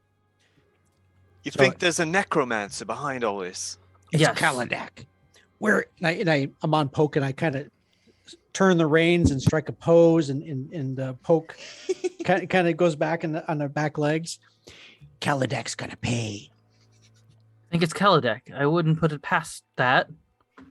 He did steal the crystals. That He did was a steal the dick. crystals. True. I mean, I'm willing to go. I'm willing to go with it. Paul, when you talked to Thousand Teeth, did it seem to go back to normal? Did it seem to want to protect or seem friendly with the area? I wouldn't go so far as to say friendly. He said he'd live to fight another day, but I'm pretty sure he is a guardian of this area. It's in all those songs. So I think without this corruption, he'll go back to it. He's probably going to have to rest for a good long time. Okay. Well, I guess my major point is when we go back, I have to talk to everyone. Well, I know the Queen speaks common, so you would understand the Queen. But when I come back and I tell them in confidence that yes, Thousand Teeth will not randomly attack anybody again, can I say that in confidence? I believe you can. Okay. Well, okay, then fine. And then Finn just still seems really freaked out by that crystal and just wants to know what's more with it. And yeah. All right, so Are you time okay, to head Arlen? back. Yeah, I'm fine. I'm fine. Thank you. And we might. I'm made of sturdier stuff than that. You did take a couple heavy bites. Should we go back and do you want to go back and lay down? No, and I'll cast Cure Wounds on myself. Okay. Okay. Yeah, I was gonna suggest that it had taken you quite a few hours to get here. So you surmise that it won't be a guaranteed safe path back, especially Yeah. if you're bleeding. So I think we take a few minutes to dress our wounds. I give Poke the instruction to repair themselves. And you see the plates shift and as he repairs himself. So after everyone dresses their wounds and Is prepare this yourself.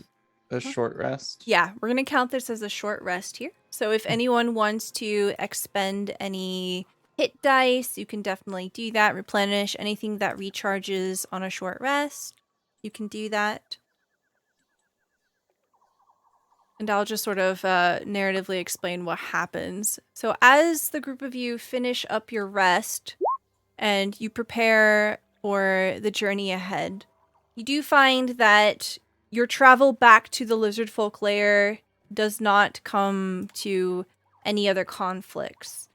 You find yourselves brought before Queen Othokent, and she beholds you in your various stages of mud and blood, and she says, "So what news do you have of your battle with Thousand Teeth? I see that you have survived where others have not, but I see you also don't have a head to present to me.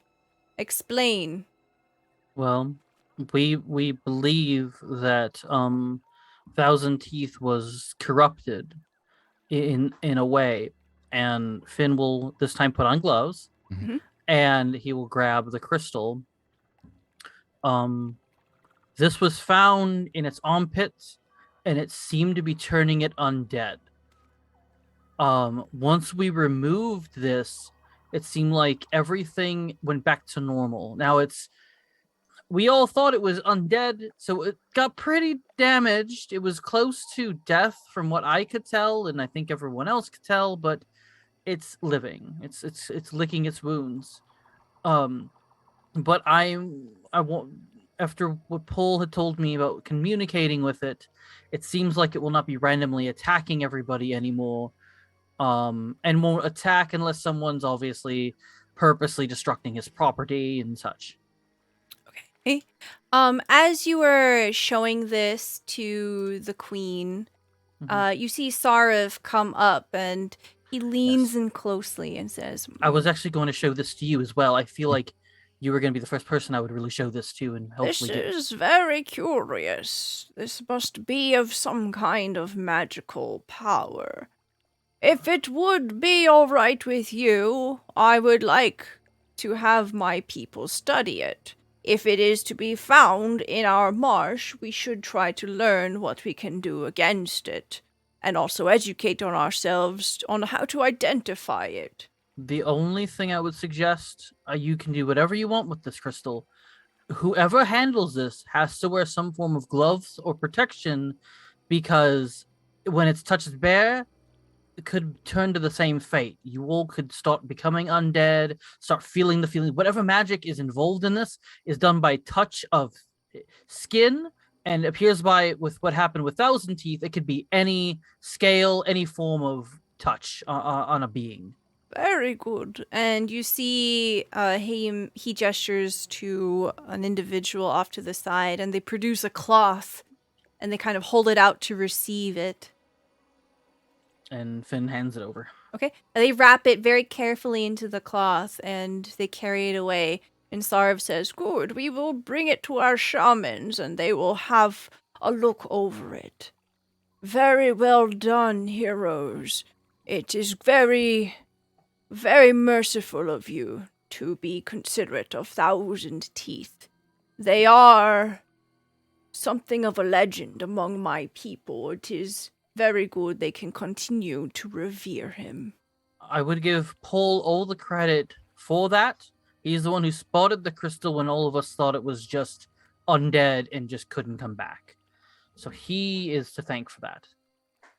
You see, as you say that, the queen stands up, begins to carefully walk up to Pole. She gently puts both of her clawed hands on either side of your head, and she touches foreheads with you, and she holds for a moment, and there's a hush in the room. She lets go, and then she goes to sit back down. And you see a twinkle in Sarev's eye. Pole is red-faced, blushing. This. Oh my. In my 40 years of serving the royal line, I don't think I've seen a queen do that with just anyone. What an honor. Yeah, Pole will be bowing. He's totally out of his element at this point. Doesn't know what to do. Well, my lady, what say you? And he turns to face the queen, and the queen says, "We will honor our agreement. You have proven that you are both mindful and valuable allies to be aligned with. Very well. You will take with you 2 of our ambassadors to present to your council. Perhaps they will exchange words and we can continue this relationship. And together we can join forces against the Sahagin." That'd be lovely, yes. Thank you. Good. I see that you are wounded. Perhaps you should sleep the night within the safety of our lair, and in the morning you can make way to your vessel. That sounds like a very generous offer, and thank you for it. And he looked at the rest of the party, and I think we should take up on the offer and make way in the morning. What do you all think? I agree. Oh yeah. Oh yeah. Sounds good. Can you translate for me? I'm trying to tell this kid Yes. this is where Thousand Tooth bit me. Yeah, there are so many hatchlings here. You see that they are all clawing on you, trying to get into your pockets. Especially you, KayBee. It seems that perhaps word that you have treats, candied things, has spread among them like wildfire. They look up at you with these large doe-like eyes. Hey, that was mine. Can I have some? I invite you to dinner with us. Please, join our people. You are one of us today. Oh, very much so. Thank you. Good. You are dismissed for now. And we'll see a montage of everyone beginning to step away and go clean up themselves, prepare themselves for dinner, and both the sound of laughter and music fill the halls of the lair as you all have handled the danger at Dunwater. You all level up! Yay! Oh my god! Level! Yeah! Hey, after last session, you said it was gonna be a long time. Yep, but then I saw what happens in the next chapter, and I was like, fuck this! We're not playing that. And the game after that, adventure after that requires you to be a higher level. So, you level up! Woohoo! Yeah! Technicalities! Yeah! All right, so that's going to be our session for tonight. So you will have in your party 2 individuals joining you. Their names are...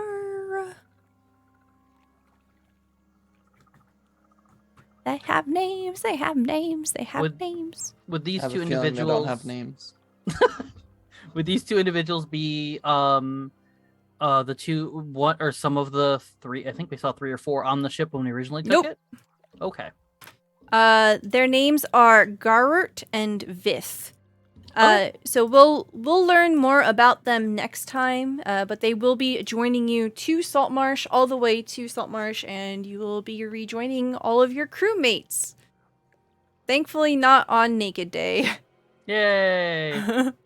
Because you will be returning in the morning. But that's going to be it for our session tonight. We're going to go around and have everyone tell you who they are, where you can find them, and what their favorite part of the episode was. And we'll go ahead and start with Zombie. Never started. I muted. Hi, I'm Jacob. I'm Zombie IMZ. I am one of those 3 names you like to call me. I am the lore keeper and Captain Z of the Good Ship Clip. I probably do have many clips. That's up to your own discretion. My favorite part of tonight, my favorite part, I think, has just been, was that whole sort of like battle sequence, and then sort of like the whole like discovery of the crystal, and like for Finn, it's just become more and more like he's seen this before. He saw this in the cave. It's starting to connect in his head that there might be something because he's been on this quest, right? So it's like for him, it's just and he's starting to learn more and more. I think, especially with Pull being around, of like not to try and just kill everything. And he's got now a new perspective of just because it looks undead doesn't mean it's totally gone. Doesn't mean it's totally something just to kill off and move on. There might be a way to save it. So that's probably my favorite mode, is the battle sequence. As for me, you can find me on Twitter at ZombieFighter89. You can find me on Twitch. I've been doing some Twitch streams lately. I did a Kirby stream of Kirby and the Forgotten Land, which I have right in front of me here conveniently. It's a really, really fun game. And as well as, thanks to permission from Stella, I was able to do a clip stream of the Strixhaven game yesterday. It was a really, really fun thing to do the clipping and the editing for the tweet video that I do live. tomorrow, as a matter of fact, sometime around probably like 3, 4, 5 p.m., I will be doing the same thing, but for the Witchlight campaign, which I am a part of, along with Emma over there. We are both Me? part of you. We are both part of that wonderful Witchlight campaign as well. And then on Mondays at 10 p.m., because I get it right when he's not here, we have the Nice Nerdvana YouTube broadcast where we talk about all kinds of nerdy news with myself and a friend of the channel and fellow Witchlight cast member B Street Holmes. And I do editing. As mentioned before, I do the clip and editing streams. If you like what you see on there, you can DM me on Twitter and we can discuss prices and numbers because I want to edit. I like to edit. I can edit for you and all kinds of stuff. Hire me, hooray. Thank you so much. Next, we have Endicarus. Hi there, I'm John. I'm also called Endicarus, mostly on the internet. I had a lot of fun with Poll today. Getting to try and do the peaceful way of things that seem very dangerous. Myself, I've got lots of stuff going on. I'm doing a little bit of writing and game design right now, and you can expect, if you follow me on itch.io, to see a game called Law of the Jungle come out in the next couple of months. It's been around for a long time, but it's now going to have, for the first time, illustrations by my friend Bev Gordon, and I'm pretty excited about that. The best part of today's episode, it was, I think the how close it was for us of actually killing Thousand Teeth. Garen, right after Pohl discovered that maybe we can save it and telling everyone, he crits it, bam, and just about, like, I don't know how many hit points it had left at that point, but it was It had three. Okay, not many. Penny probably could have killed it. Yes. But yeah, that was like, oh man, and then Finn just saving the day by using one of his blessing dice, because Pohl even used his own blessing dice, but he's just not an athletic guy, and Finn manages to yank it out of there at great risk to his own health. So that little bit of, just having Finn there to counterbalance the total murderiness that was going to happen right there was good. That was I think Pohl is going to be very, very thankful and grateful to Finn for this for a good long time now, and I hope we can keep pulling off the non-violent approach whenever we can, even against horrific odds like getting attacked by two humongous snakes and then some kind of legendary crocodile guardian of the swamp. I think that was epic. That was probably, it felt to me anyways, like the most epic fight that we've had. I guess just partly because there were such big creatures and partly because it swung so greatly. We had Arlen go down. I think Paul has never seen that happen. Arlen actually going down, face planting in the mud. It was, just that whole thing felt like an epic, huge battle. It should have a painting of it somewhere in some adventurer's gallery. Yes, absolutely. I have learned that I need to aim for Garen, take down Garen first. That's what I need to do. Just shredding through everything. No, I think that it was really cinematic. It was definitely really punchy, especially because Thousand Teeth hit so hard and also had multiple things and legendary actions too. Very cool monster design. Yeah, awesome. Thank you so much. Next we have Godfather. Hi, I'm GodfatherWraith. Yeah, so I don't really have a social media presence. I've literally just dusted off my Twitter account for the first time in probably 2 years to participate in a giveaway that Emma has going on. But I'll let her talk about that. For me, I know it's kind of selfish, but I really loved the fact that Garen took, like 2/3 of that thing's health in one hit. Yup. And then rolled a nat 1 on his stealth check and still stealthed. Mm-hmm. But Garen's good at what he does. I built him to do this, and he does it well. I had meant to say, Poll, I want to give you DM inspiration. So this is something that will go ahead and persist beyond our reset. So every session that we have, the chat blessings do reset to 0. But this one you get to put in your back pocket as a DM inspiration. I really admired that you were able to pick up on what the shamans were still giving you, just being really snooty and shitty about. Being able to pick up on the mannerisms and how Thousand Teeth was being portrayed. I just thought you really nailed it when Paul was giving his interpretation. So very well done. Vice versa, I think you gave a really good and subtle hint to us, and it was great.